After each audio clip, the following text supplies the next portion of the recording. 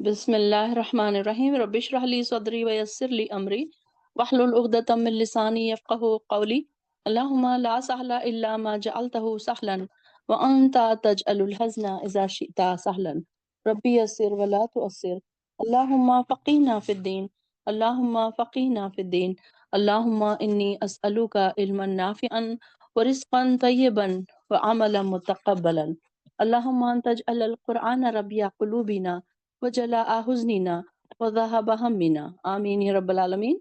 Chat box میں بھی دوسری لنک پوسٹ کر دی گئی ہے، یہاں پر اب پارٹیسپینٹس فل ہو گئے ہیں تو آپ لوگ دوسروں کو بتا دیجئے کہ وہ والی لنک جوائن کر لیں۔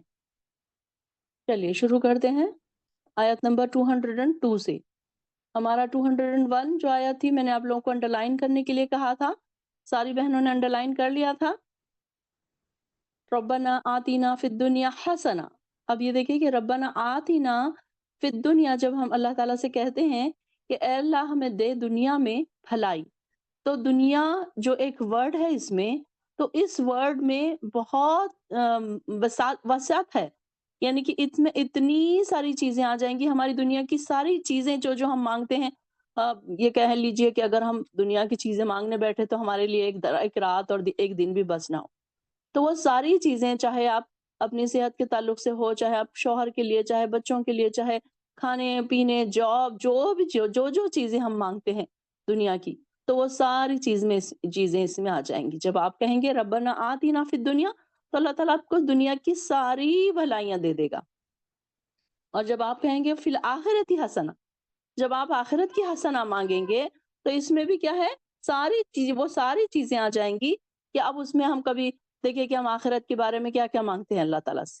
ہم کہتے ہیں کہ اللہ ہماری خبر کے عذاب سے ہمیں بچا، خبر کے سوال آسان کر، محشر کے دن ہمیں ذلالت اور رسوائی سے بچا، پھر پل صراط کا راستہ، پھر جہنم کے بارے میں، پھر ہر چیز کے ہم الگ الگ دعائیں مانگتے ہیں نا، تو وہ ساری چیزیں پھر اس میں آ جائیں گی۔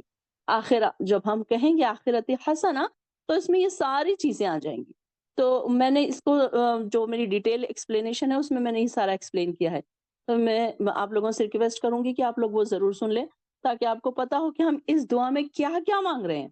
یہ ایک بہت جامع دعا ہے، اس کو اپنے ٹپ آف دی ٹنگ بنانا چاہیے ہمیں کہ ہم اس دعا کو ہر دو سجدوں کے بیچ میں کہہ لیجئے، سجدوں کے درمیان جب ہم سجدہ کرتے ہیں جب وہ دعا کریے، اتحیات پڑھنے کے بعد وہ دعا کریے، یہ قبولیت کے وقت ہے نا، اور یہ دعا ہمارے ٹپ آف دی ٹنگ ہونا چاہیے کیونکہ اس میں ہم ساری بھلائیاں مانگ رہے ہوتے ہیں۔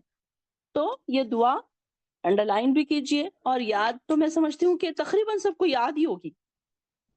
پھر آگے اللہ تعالیٰ فرما رہے ہیں کہ اولئک لہم نصیب مما کسبوا، یہ ان لوگوں کے واسطے ہے جو انہوں نے کمایا، واللہ سریع الحساب، اور اللہ جلد حساب لینے والا ہے۔ تو یعنی کہ یہ ان لوگوں کے لیے حصہ ہے جنہوں نے نیکی کمائی، جنہوں نے محنتیں کی۔ کسبو سے کیا مراد ہے؟ عمل، ہمارے نیک اعمال، اگر ہم اپنے نیک اعمال کما رہے ہیں تو اللہ تعالیٰ پھر ان کے اجر بھی دینے والا، اور اگر کوئی برے عمل کرے گا تو اللہ تعالیٰ پھر ان کا جلد حساب بھی لینے والا ہے۔ تو یہ نہ سوچے کہ چلو کچھ نہیں ہو رہا، چلو گناہوں میں آگے بڑھتے جا رہے، ان کو احساس ہی نہیں ہے اس بات کا کہ وہ کیا کر رہے ہیں، تو پھر وہ کیا ہے، اللہ تعالیٰ ایسے لوگوں کو پھر بہت جلد حساب بھی لینے پر قادر ہے۔ اور تم یاد کرو اللہ کو گنتی کے چند دنوں میں، فی ایام معدودات، اب یہاں سے دیکھیے حج کا ذکر شروع ہو رہا ہے تو یہاں پر گنتی کے چند دن، تو یہاں پر ایام معدودات سے مراد کیا ہے؟ 10، 11، 12، یہ جو ایام معدودات جس کو ایام تشریق بھی کہا جاتا ہے، تو اس کو یہ دنوں کا یہاں پر ذکر ہو رہا ہے کہ اللہ تعالیٰ فرما رہے ہیں کہ ان دنوں میں اللہ کو بہت زیادہ یاد کرو، کہ یہ ایام معدودات مطلب ماہ ذی الحج کی 11، 12 اور 13 تاریخ ہے، ان دنوں میں اللہ تعالیٰ کو کثرت سے یاد کرتے رہنا چاہیے۔ اب رمی کے وقت میں بھی اب آواز بلند تکبیر کہی جاتی ہے، اور تمام حالات میں دیکھیے کہ جو لوگ حج میں نہیں جا رہے ہوتے ہیں ان لوگوں کو بھی یہ کہا گیا ہے نا کہ تکبیرات پڑھیں، جیسے کہ ہم لوگ حج پر نہیں جا رہے ہیں، جو لوگ حج پر جا رہے ہیں وہ تو اللہ کا ذکر کر رہے ہیں، لیکن ہم لوگ جو گھروں میں ہیں ہم کو بھی وہاں پر تکبیرات پڑھنے کا حکم دیا گیا نا، 11، 12، 10، 11، 12 میں، تو یہ بات یہاں پر 11، 12، 13 سوری، تو یہاں پر یہ بات بتائی جا رہی ہے کہ یہ چند دن ہیں اللہ کی عبادت کے بہت زیادہ خاص دن ہیں۔ پھر جس نے جلدی کی دونوں میں تو نہیں کوئی گناہ، یعنی کہ 11 اور 12 میں اگر کسی نے جلدی کی تو ان پر کوئی گناہ نہیں، اور جس نے تاخیر کی یعنی کہ دیر کی تو نہیں کوئی گناہ ان پر، اس پر بھی واسطے اس کے جو ڈرا اللہ سے۔ اب جیسے کہ کبھی کبھی لوگ جلدی واپس آ جاتے تھے وہاں سے نا، کہ 13 تاریخ تک نہیں رکتے تھے عرفے کے دن، تو ان کے لیے بھی کیا ہے کہ اگر کوئی ایسا کوئی مسئلہ آ گیا، طبیعت خراب ہو گئی یا کچھ ایسی بات ہو گئی، تو اب انسان نہیں رک سک رہا وہاں پر 13 تاریخ تک، تو اگر کوئی واپس بھی آ جا رہا ہے تو اس میں کوئی حرج نہیں ہے۔ اب یہاں پر مین بات کیا ہے؟ تقوی، تقوی ہونا چاہیے نا انسان کے اندر۔ تو لمن اتقا، اس چیز کے لیے جو ڈرا اللہ تعالیٰ سے، ان کی بات ہو رہی کہ اللہ سے ڈرنا مین بات ہے۔ یہ نہیں ہے کہ 2 دن رہے 3 دن رہے، یہ اہم بات نہیں ہے، بلکہ سب سے زیادہ بات کیا ہے؟ تقوی، زبان میں بھی اور عمل میں بھی، دونوں میں بھی۔ تو یہ بات ہماری تقوی کی زیادہ ریلیٹ کرتی ہے۔ وَاتَّقُوا اللَّهَ وَاعْلَمُوا أَنَّكُمْ إِلَيْهِ تُحْشَرُونَ، اور یہ تم جان لو کہ اللہ تعالیٰ آخرت میں تم کو اسی کے حضور پیش ہونا ہے۔ اور لوگوں میں سے کوئی تو ایسا بھی ہے جس کی بات آپ کو دنیا کی زندگی میں بڑی بھلی معلوم ہوتی ہے، اور وہ نیک نیتی پر اللہ کو گواہ بھی بناتا ہے، حالانکہ وہ سخت جھگڑالو قسم کا ہے۔ اب یہ دیکھیں کہ جنرل ایک بات اگر ہم دیکھیں تو ہمیں کچھ لوگوں کی باتیں بڑی پسند آتی ہیں، کچھ لوگ بہت پیاری، بہت اٹریکٹیو باتیں کرتے ہیں، دنیا دار ہی ہوتے ہیں، لیکن ایسی ان کی باتیں ہوتی ہیں بڑی پسندیدہ، لوگ بڑے اٹریکٹ ہوتے ہیں، ان کی ہنسی اور ان کے مذاق اور ان کے جھوٹ، ان کی کچھ ایسی ایسی اسٹوریاں، وہ جھوٹی بھی اسٹوریاں، تاکہ لوگوں کو اٹریکٹ کر سکے۔ تو ایسے کچھ لوگ ہوتے ہیں نا ہمارے آس پاس، کہ جن کی باتیں بہت پسند آتی ہے، تو اللہ تعالیٰ فرما رہے ہیں کہ ایسا بھی کوئی انسان ہے، ایسا جو آپ کو خوش کرتی ہے، ان کی باتیں خوش لگتی ہے، ان کی باتیں، اور وہ بات بات پر اللہ کو گواہ بناتا ہے۔ اس کا کیا مطلب ہے؟ قسمیں، اللہ کی قسمیں کھا کھا کر وہ بات کرتا ہے۔ تو ایسے بھی کچھ لوگ ہوتے ہیں کہ اب یہاں پر ایک تفاسیر میں اخنس بن شریق کا بھی ذکر آتا ہے، جو ایک منافق تھا، اور اس جو باتوں میں ایک دم فصیح اور بلیغ تھا، یعنی کہ اس کی باتیں بڑی پیاری ہوتی تھی، اور رسول اللہ علیہ وسلم کو اس کی چکنی چپڑی باتیں بھلی معلوم ہوتی تھی، تو اس کی طرف بھی اشارہ ہے یہاں پر۔ تو وہ بات بات پر کیا کرتا تھا؟ اللہ کی قسم کھاتا، اور بار بار اللہ کو گواہ بنا کر سچا مسلمان ہے، یہ ان کو وہ کرواتا تھا کہ میں سچا مسلمان ہوں اور مسلمانوں کا دلی دوست ہوں۔ تو اللہ تعالیٰ نے رسول اللہ علیہ وسلم کو صحیح صورتحال سے مطلع کر دیا، اور فرمایا کہ اس کی باتوں میں مت آنا، کیونکہ یہ سخت جھگڑالو قسم کا انسان ہے۔ اب منافق تھا نا، منافق اپنی باتوں کو کیسے چھپاتے ہیں؟ نیکی کی باتیں کر کے، دین کی باتیں کر کے، اچھی اچھی باتیں کر کے، اب ان کے دل میں کیا ہے یہ کون جان سکتا ہے؟ نہیں جان سکتا نا ہر کوئی۔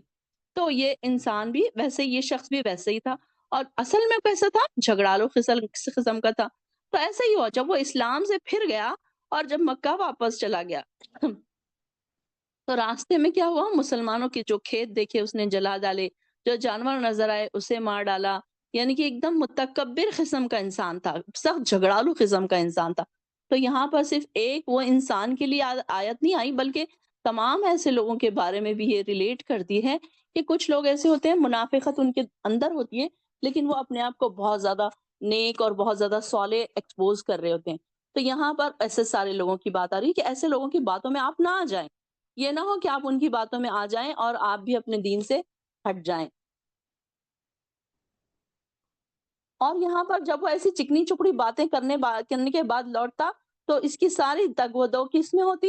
زمین میں فساد مچائے اور کھیتی اور نسل کو تباہ کرے، حالانکہ اللہ فساد کو پسند نہیں کرتا۔ اور وہ گواہ بنا رہا تھا جب اس سے کہا جاتا کہ تو اللہ سے ڈر، تو اس کا غرور اسے گناہ پر جما دیتا۔ ایسے شخص کے لیے جہنم کافی ہے، اور وہ بہت بڑا ٹھکانہ ہے۔ کہ جب دیکھیے کہ اس سے کیا کہا جاتا تھا؟ اتق اللہ، کہ جب کسی سے اتق اللہ کہا جائے تو وہ انسان یہ نہ سوچے کہ میں تو پہلے ہی نیک ہوں، مجھے کیوں یہ کہا جا رہا ہے۔ وَإِذَا قِيلَ لَهُ اتَّقِ اللَّهَ أَخَذَتْهُ الْعِزَّةُ، تو اس کو اپنی عزت ابھارتی تھی، تکبر ذات ابھارتا تھا، اور اس کے لیے گناہ، اس کے لیے جہنم ہی کافی ہے۔ اب یہ دیکھیں کہ کچھ لوگ کیسے ہوتے ہیں، بڑی اکڑ ان کو، بڑا اپنے اوپر پراؤڈ، بڑے اپنے مسلمان اور اپنے بہت پکے اور سچے مسلمان ہونے کا ان کو پراؤڈ ہوتا ہے نا۔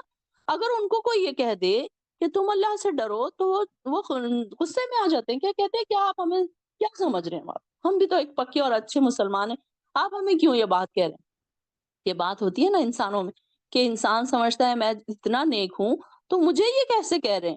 دیکھیے کہ اس سے پہلے بھی میں نے آپ کو بتایا تھا کہ حضرت عمر کیسے نیک صالح تھے، عشرہ مبشرہ میں سے تھے، اور کیسی ان کی نیکیوں کی ہم داستانیں سنتے ہیں۔ لیکن دیکھیے کہ ان کو ایک راہ چلتی عورت نے کہہ دیا، اے عمر تو اللہ سے ڈر، اتق اللہ۔ تو حضرت عمر نے اپنا گال زمین پر مٹی میں لگا دیا اور کہا کہ ضرور عمر کو تو اللہ سے ڈرنا چاہیے۔ اور آپ کا اور ہمارا کیا حال ہے؟ ہم اللہ سے کم ڈرتے ہیں۔ ہم کو اگر کوئی کہہ دے نا تو ہم کو ایسے لگتا ہے جیسے ہم تو اتنے نیک ہیں اور ہم کو پھر بھی یہ کہہ رہے ہیں ایسا۔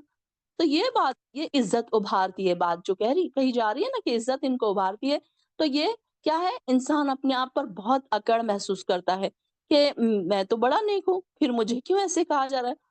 اور کچھ لوگ وہ ہیں جو بیچ دیتے ہیں اپنا نفس تلاش کرنے کے لیے اللہ کی رضامندی۔ اللہ بہت زیادہ شفیق ہے اپنے بندوں پر۔ اب یہاں پر دیکھیں کہ ان لوگوں کی بھی بات آ رہی ہے کہ جو لوگوں نے اپنے اللہ کی رضا حاصل کرنے کے لیے اپنا آپ بیچ دیا۔ ہم نے کیا قربانیاں کی؟ ذرا دیکھیں ان لوگوں کا جو پہلے گزر چکے مکہ میں، کہ کیسی کیسی ان لوگوں کے اوپر پریشانیاں آئیں، کیسی انہوں نے قربانیاں دی۔ اس میں ذکر رومی کا بھی آتا ہے۔ جو صہیب رومی تھے، تو ایسے انسانوں میں سے انہوں نے اپنے اللہ کے راہ میں سارے جان مال سب کچھ قربان کر دیا۔ اور دیکھیے کہ صہیب رومی کے بارے میں آتا ہے کہ یہ ایسے تھے کہ ان کی ماں جو تھی نا، کہ یہ بڑے پراؤڈ سے مجلس میں کہتی تھی کہ میرے بیٹے نے کبھی دھویا ہوا کپڑا نہیں پہنا۔ اس سے کیا مطلب ہے؟ یعنی کہ ہر وقت وہ نیا کپڑا پہنتے تھے، یہ ان کی شان تھی۔ اور وہ جس گلی سے گزرتے تھے تو وہاں پر خوشبو اتنی اچھی ہوتی تھی، تیز خوشبو ان کی پرفیوم کی، کہ لوگ وہاں سے گزرنے والے پیچھے سے سمجھ جاتے تھے کہ یہاں سے صہیب گزرے۔ تو اتنے شاہانہ انداز میں ان کی زندگی تھی، اور جب انہوں نے اسلام قبول کیا اور جب انہوں نے ہجرت کی، تو جب کیا ہوا کہ ان کی ماں نے ان کو کیا کہا کہ اگر تم اس دین کو قبول کرو گے تو تمہیں یہ ساری چیزیں یہیں چھوڑ کر جانا پڑے گی۔ تو وہ یہ سب چیزیں چھوڑنے پر راضی ہو گئے، اور جب وہ جانے لگے تو ان کی ماں نے کیا کہا؟ ان کی ماں نے کہا کہ یہ جو تمہارے بدن پہ جو ڈریس ہے، یہ بھی میرا دیا ہوا ہے، یہ بھی اتار کر جاؤ۔ تو اللہ اکبر، کیسی ان کی قربانی تھی کہ انہوں نے وہ ڈریس بھی اتار دیا اور ایک پیون لگی چادر اوڑھ کر وہ مدینہ چلے گئے۔ اور جب رسول اللہ صلی اللہ علیہ وسلم نے ان کو دیکھا تو ان کی آنکھوں میں آنسو آ گئے۔ کیسی قربانیاں تھی ان لوگوں کی، دیکھیے کہ ایسی قربانی کی انہوں نے سب اپنے عیش و عشرت کی زندگیاں چھوڑ دی، اور ہم دیکھیے کہ کیا چھوڑتے ہیں اسلام کے لیے، اور پھر بھی ہمارے رونے ہی نہیں ختم ہوتے، واویلے ہی نہیں ختم ہوتے، چھوٹی سی پریشانیاں ہیں ہماری تو وہ نہیں ختم ہوتی۔ کیسی کیسی قربانیاں دی ان لوگوں نے، کیسے کیسے کہا، ایسے درجوں پر چھپ تو بھی ایسے ہی نہیں پہنچ گئے وہ۔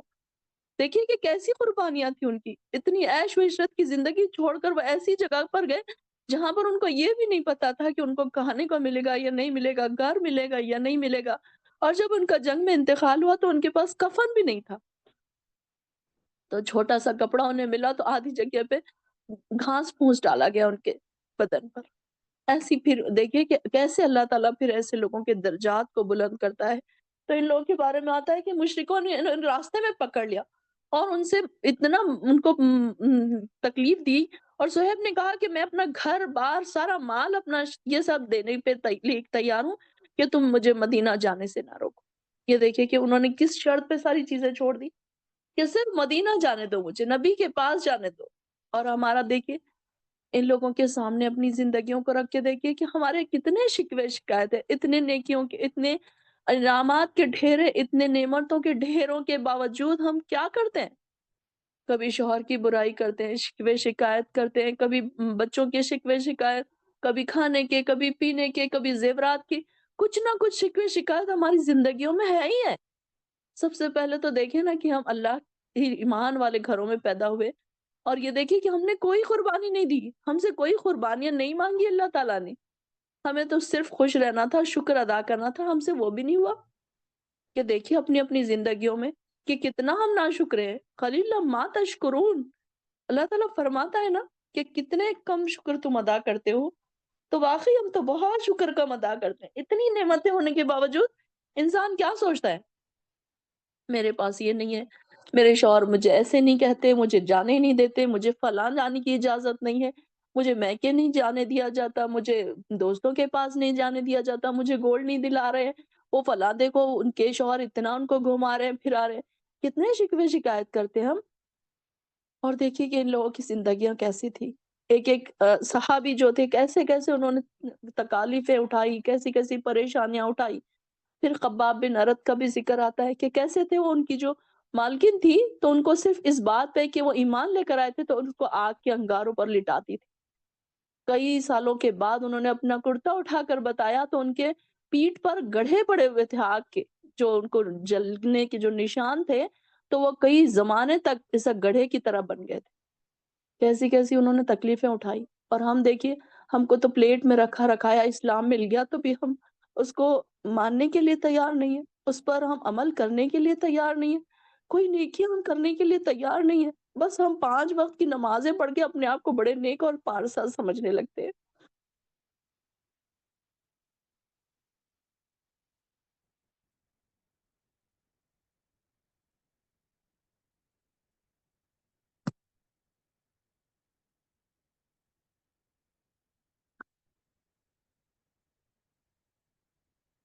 ہم نے کیا بیچا اپنے آپ، اپنے نفس کے ہم نے کیا چیزیں بیچی اللہ کے لیے؟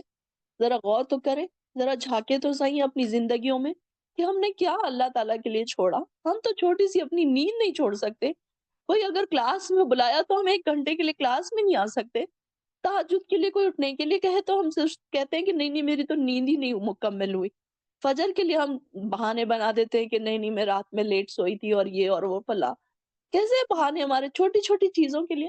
یہ تو بڑی قربانیاں بھی نہیں ہے، یہ تو چھوٹی چھوٹی چیزیں ہیں جو ہماری زندگیوں میں ہمیں چاہیے، دینا چاہیے ہم کو یہ ساری چیزیں، تو وہ بھی ہم نہیں کرتے۔ ایک چھوٹی سی قرآن کی کلاس میں بلایا جائے تو لوگ 10 بہانے بناتے ہیں کہ نہیں یہ مسئلہ ہے، وہ مسئلہ ہے، بچے ہیں، وہ شوہر ہیں، پکانے کا ٹائم ہے اور یہ اور وہ، آپ ہمارے لیے دعا کریں۔ ارے بھائی ہم دعا کرنے والے کون ہوتے ہیں؟ جب تک آپ کو تڑپ نہ ہوگی تو اللہ تعالیٰ آپ کو کہاں لے کر جائے گا؟ جہاں انسان کی خواہش ہوتی ہے نا، انسان وہاں دوڑا چلا جاتا ہے۔ اللہ تعالیٰ ہم کو بھی اپنا نفس کو بیچنے والا بنائے اللہ کی رضامندی کے لیے۔ اللہ ہم کو تیری رضا چاہیے، اللہم انی اسألک حبک وحب من یحبک والعمل الذی یبلغنی حبک، کہ اللہ ہمیں تیری محبت عطا کر اور وہ سارے کام ہم سے کروا جو تیری محبت تک ہم کو پہنچا دے۔ یا ایھا الذین آمنو، اے لوگو جو ایمان لائے ہو تم داخل ہو جاؤ اسلام میں پورے کے پورے، اور نہ تم پیروی کرو شیطان کے قدموں کی، بے شک وہ شیطان جو ہے وہ تمہارا کھلا دشمن ہے۔ اب دیکھیے کہ اسلام میں پورے کے پورے داخل ہونے کو کیوں کہا جا رہا ہے؟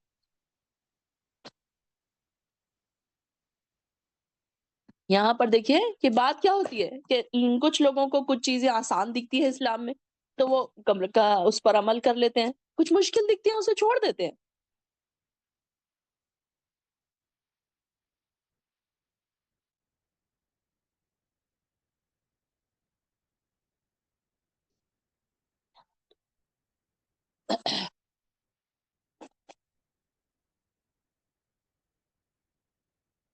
آپ دیکھیے کہ کچھ لوگوں کو پردہ کرنا مشکل لگتا ہے، ہم نماز تو پڑھ رہے ہیں لیکن پردہ نہیں کرتے، پردہ تو کر لیں لیکن فجر چھوڑ دیتے ہیں، اب یہ کر رہے ہیں تو وہ چھوڑ دیتے ہیں۔ تو اللہ تعالیٰ فرما رہے ہیں کہ تم پورے کے پورے اسلام میں داخل ہو جاؤ، جو جو چیزیں اسلام میں چاہیے ہم کو پکا اور سچا مسلمان بننے کے لیے، تو وہ ساری چیزیں ہم کو ضروری ہے کہ ہم وہ بھی سب کریں۔ یہ نہیں ہے کہ ہم کو جو فلیکسیبل لگ رہا ہے ہم کر لیں گے، جو فلیکسیبل نہیں لگ رہا ہے ہم چھوڑ دیں گے، یہ بات نہیں ہے، بلکہ وہ ساری چیزیں ہم کو کرنا پڑے گی کہ ساری چیزیں،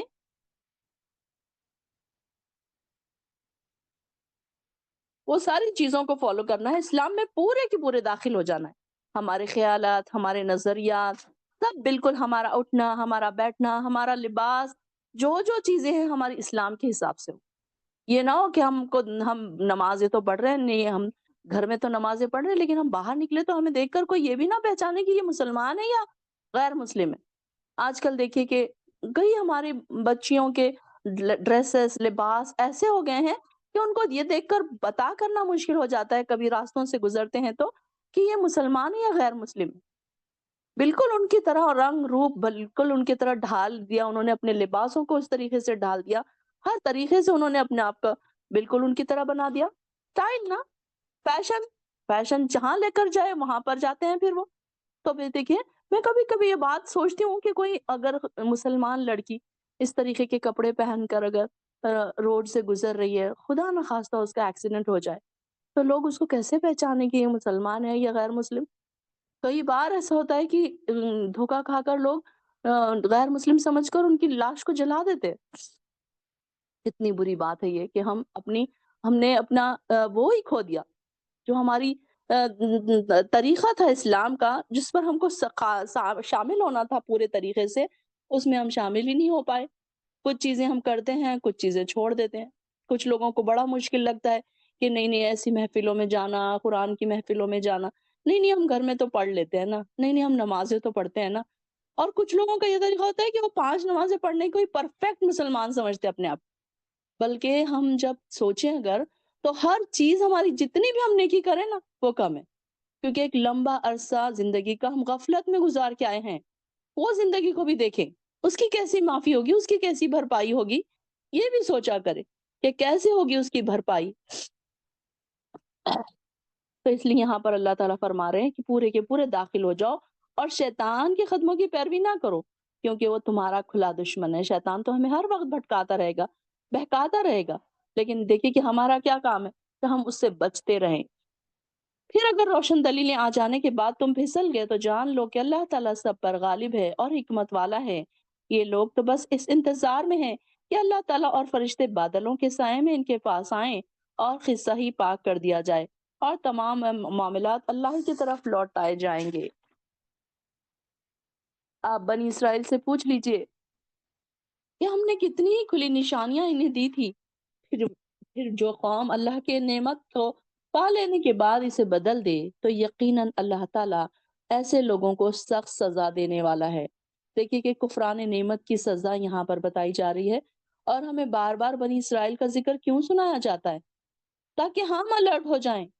देखिए हम अपने बच्चों को जब कोई चीज़ की बात बताते हैं कोई, तो हम क्या करते हैं? क्या कहते हैं उनको? देखो फलाँ का बच्चा पढ़ता नहीं था तो वो फ़ेल हो गया। देखो वो फलाँ बच्चा ऐसे करता था ना तो उसको ये सज़ा मिली। तो हमें भी ये बात बताई जा रही है कि देखो इन्होंने कैसे कुफ़रान नेमत किया, तो तुम मत करो अब। तो यहाँ पर हमको इनकी बार-बार निशानियाँ बताई जा रही है, बार-बार बनी इसराइल के ऊपर क्या-क्या नेमतें अता की थी, वो दिखाई जा रही हैं कि कैसे उनके ऊपर क्या-क्या नेमतें, क्या-क्या आई थी सारी नेमतें और इन्होंने क्या किया? उसकी कदर नहीं की। तो अल्लाह ताला ऐसे लोगों को सख्त सज़ा देने वाला है। अल्लाहुम्मा ला तजअलना मिनहुम। काफिरों के लिए दुनिया की जिंदगी बड़ी खुशनुमा बना दी गई है और वो ईमान वालों का मजाक उड़ाते हैं। हालांकि क़यामत के दिन यही लोग परहेजगार लोग इनसे बालातर होंगे, ऊपर होंगे। रही दुनिया की जिंदगी, तो यहाँ अल्लाह जिसे चाहता है बगैर हिसाब के रिस्क देता है। और सब लोग एक ही, पहले इस्लाम में सब लोग एक ही तरीके दीन पर थे, फिर इन्होंने आपस में इख्तिलाफ किया। अब यहाँ पर देखिए कि ज़ुय्यिना लिल्लज़ीना कफ़रू, ये दुनिया की ज़िंदगी किसके लिए सजाई हुई है? काफ़िरों के लिए। मोमिन के लिए तो ये दुनिया एक कैद खाना है। आप देखिए कि दुनिया इतनी खूबसूरत किसको लगती है? जिसको हमेशा यहाँ रहना पसंद है। देखिए बड़े-बड़े घर बना रहे हैं, यहाँ रहना पसंद है, यहाँ का एन्जॉयमेंट पसंद है। और मोमिन कैसा है? उसका दिल अल्लाह की तरफ लगा हुआ है, उसका दिल दुनिया में नहीं लगता। वो ये नहीं सोचता कि अब मैं यहीं रहूँगा सालों-साल। किसी ने अगर अच्छा घर बना लिया, अच्छी स्टेटस, अच्छा हर चीज़ उसने बना ली, तो भी क्या वो रह पाएगा 100 साल या 200 साल? वही फिर 60-70 साल, 80 साल में तो फिर उसे दुनिया छोड़कर जाना ही पड़ेगा। तो असल ठिकाना तो मोमिन का जन्नत है। तो यहाँ पर यही बताया जा रहा है कि जो परहेज़गार लोग हैं, तो वो लोग कैसे हैं? फ़ौक़हुम यौमल क़ियामत मिनल्लज़ीना आमनू, जो ईमान वाले हैं, ईमान वालों का एक आला दर्जा है। और काफ़िरों का क्या बताया गया है कि ये लोग तो मज़ाक उड़ाते हैं। मोमिनों का मज़ाक उड़ाते थे ना काफ़िर। वो कहते थे देखो ये मुसलमान कैसे हैं, इतनी तकलीफ़ों भरी ज़िंदगी इन्होंने चूज़ कर ली इस्लाम कबूल करके, अच्छी सुकून में ज़िंदगी में बैठते, तो ये देखो कि इन्होंने कितने परेशानियों वाली ज़िंदगी उन्होंने कबूल कर ली। तो ये उनको बड़े जो अरब के लोग जो थे ना, अरब के जो काफ़िर थे, अरब के सरदार जो थे, तो वो बड़ा उनका मज़ाक उड़ाया करते थे कि ये देखो कैसे गरीबी में ये चले गए, कैसे इनके अब सुहैब रूमी को ही देख लीजिए कि कितनी इन्होंने अपनी शानदार ज़िंदगी छोड़कर ऐसी ज़िंदगी उन्होंने कबूल कर ली जहाँ पर इनको कितनी परेशानियों का सामना उठाना पड़ा। सैयदना बिलाल है, अम्मार है, सुहैब है, تو یہ لوگ کیا کرتے تھے جو ان کا مذاق اڑاتے تھے، تو اللہ تعالیٰ ان کا جواب دے رہا ہے کہ دنیا کا رزق کامیابی نہیں ہے، بلکہ آخروی نجات جو ہے وہ کامیابی ہے۔ جو آخری میں کامیاب ہو گیا تو وہ اس کی بہترین کامیابی ہے، بلکہ اللہ تعالیٰ دنیا میں تو رزق کافروں کو چاہے تو زیادہ بھی دے دے اور چاہے تو کامیابی کی بات ہے یہی ہے، پرہیزگار لوگ قیامت کے دن جنت میں بلند مقامات پر ہوں گے۔ تو اللہ تعالیٰ کا کسی کو دنیا میں ہر چیز دے دینا، اس کا یہ مطلب نہیں کہ اللہ تعالیٰ ان سے بہت خوش ہے، بلکہ اللہ تعالیٰ کبھی کبھی کیا کرتا ہے، دنیا میں اتنا سب دے دیتا ہے، دنیا کی نعمتوں سے اتنا نواز دیتا ہے کچھ ایسے نافرمان لوگوں کو بھی کہ وہ اب اسی میں بزی رہے، نہ وہ توبہ و استغفار کرے، نہ وہ اللہ تعالیٰ کی طرف آئے۔ اللہ تعالیٰ پسند ہی نہیں کرتا ان کو۔ اللہ تعالیٰ کہتا ہے کہ تم دنیا چاہتے ہو نا، یہ لو دنیا۔ کہ کچھ لوگ ہمارے آس پاس ایسے ہوتے ہیں انہوں نے کبھی ایک وقت کی نماز نہیں پڑھی ہوتی، لیکن ان کے پاس دنیا کی ہر نعمت ہوتی ہے۔ تو کیوں؟ کیا ہم یہ نہ سوچے کہ دیکھو یہ تو کبھی نماز بھی نہیں پڑھتے، اللہ تعالیٰ نے ان کو کتنا نوازا ہے۔ تو یہاں پر ہم یہ کیا سوچتے ہیں ان کے بارے میں، لیکن اللہ تعالیٰ کا پلان تو کچھ اور ہے، ان کو ساری چیزیں دے دے اور دنیا میں ہی بزی کر دے، نہ وہ اللہ کی طرف آئے نہ توبہ و استغفار کرے۔ اللہ تعالیٰ کو ان کے توبہ و استغفار کی بھی ضرورت نہیں ہے، اللہ تعالیٰ کو ان کے اس طرف لوٹنے کی بھی ضرورت نہیں۔ لیکن دیکھیے کہ جو مومنین ہیں، مومن لوگوں کے لیے کیا ہے؟ اعلیٰ درجات۔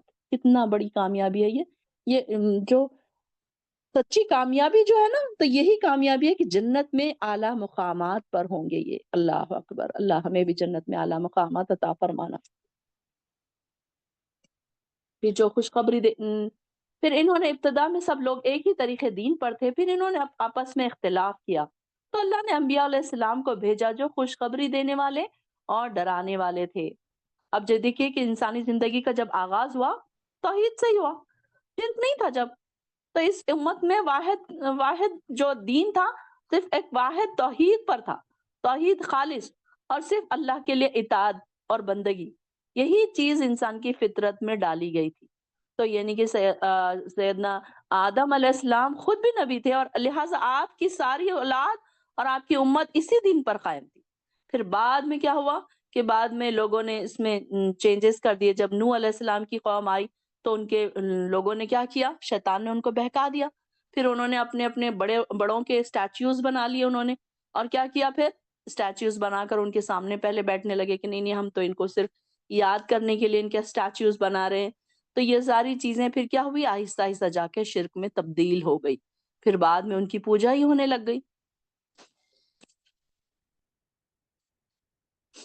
اور واضح دلائل آ جانے کے بعد جن لوگوں نے اختلاف کیا، اس کی وجہ یہ نہ تھی کہ انہیں حق بات کا علم نہ تھا، بلکہ وہ ان کی آپس میں ضد اور انا کی وجہ سے تھا۔ پھر جو لوگ انبیاء پر ایمان لے آئے، انہیں اللہ تعالیٰ نے اپنے اذن سے ان اختلافی امور میں حق کا راستہ دکھا دیا، اور اللہ تعالیٰ جسے چاہے راہ راست دکھا دیتا ہے۔ واللہ یہدی من یشاء الی صراط مستقیم۔ اللہ تعالیٰ جسے چاہتا ہے سیدھے راستے کی طرف راستہ دکھا دیتا ہے، کہ اس کے لیے شوق بھی تو ہونا چاہیے نا انسان کے اندر کہ اللہ میں چاہتا ہوں سیدھا راستہ۔ اب یہ دیکھیے کہ جو لوگ قرآن کے شوقین تھے کیسے وہ اس طرف مڑ گئے، کوئی مجھے نہیں جانتا، میں کسی کو نہیں جانتی، کہاں سے کس نے کہاں سے لنک بھیج دی، الگ الگ کونوں سے لوگ یہاں پر جوائن ہو گئے۔ تو اللہ تعالیٰ نے ہدایت دے دی نا، راستہ بتا دیا نا، کہ جو شوقین تھے اللہ کی ہدایت پانے کے، قرآن کو سیکھنے کے، تو اس طریقے سے اللہ تعالیٰ نے ان کو پسند بھی کر لیا، ان کو بلا بھی دیا، ان کو بٹھا بھی دیا، اور ان کے لیے آسانی بھی پیدا فرما۔ اب جو اس طرف آنا ہی نہیں چاہتے، ان کے پاس ہزار بہانے ہیں، تو پھر اللہ تعالیٰ کو بھی کوئی نہیں پڑی، اللہ تعالیٰ نے ان کو ان کے ہی کاموں میں اتنا الجھا دیا کہ وہ وہاں سے نکل ہی نہیں سکتے پھر۔ تو شوق کی بھی بات ہے، اللہ تعالیٰ جس کو پسند کرتا ہے پھر انہیں راستے کی ہدایت دے دیتا ہے۔ کیا تم یہ خیال کرتے ہو کہ یوں ہی جنت میں داخل ہو جاؤ گے، جبکہ تمہیں ابھی وہ پریشانیاں پیش ہی نہیں آئی جو تم سے پہلے ایمان لانے والوں کو پیش آئی تھی؟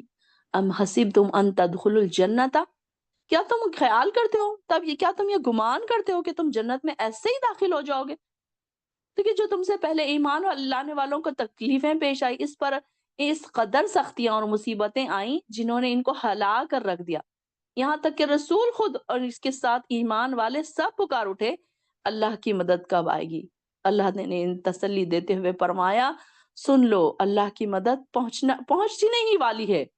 تو یہاں پر دیکھیے کہ ان لوگوں کی بات بتائی جا رہی ہے کہ کیسے یہ لوگ جو تھے نا تو ان لوگوں کی بھی بات بتائی جا رہی کہ ایسے ہی نہیں سوچ لینا کہ بس ہم تو نیک ہیں، ہم تو لا الہ پڑھنے والے، ہم تو مومن ہیں، تو بس ہم تو جنت میں ہی داخل ہو جائیں۔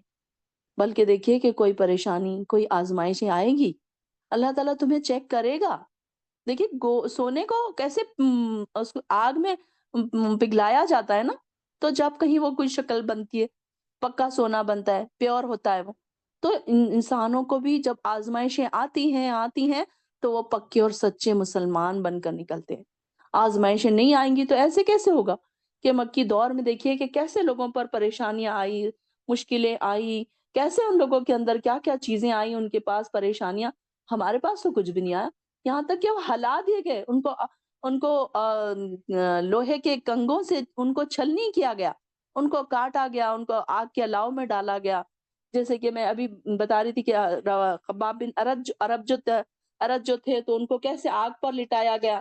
تو یہ انہوں نے جب آپ صلی اللہ علیہ وسلم سے شکوہ کیا نا، خباب بن عرد نے، اتنا سب ہونے کے باوجود، تو ایک بار انہوں نے آپ صلی اللہ علیہ وسلم سے شکوہ کیا اور آپ کعبے کی دیوار کے سائے میں اپنی چادر کو تکیہ بنا کر بیٹھے ہوئے تھے۔ تو جب آئے تو انہوں نے کہا یا رسول اللہ، آپ اللہ سے دعا کیوں نہیں کرتے؟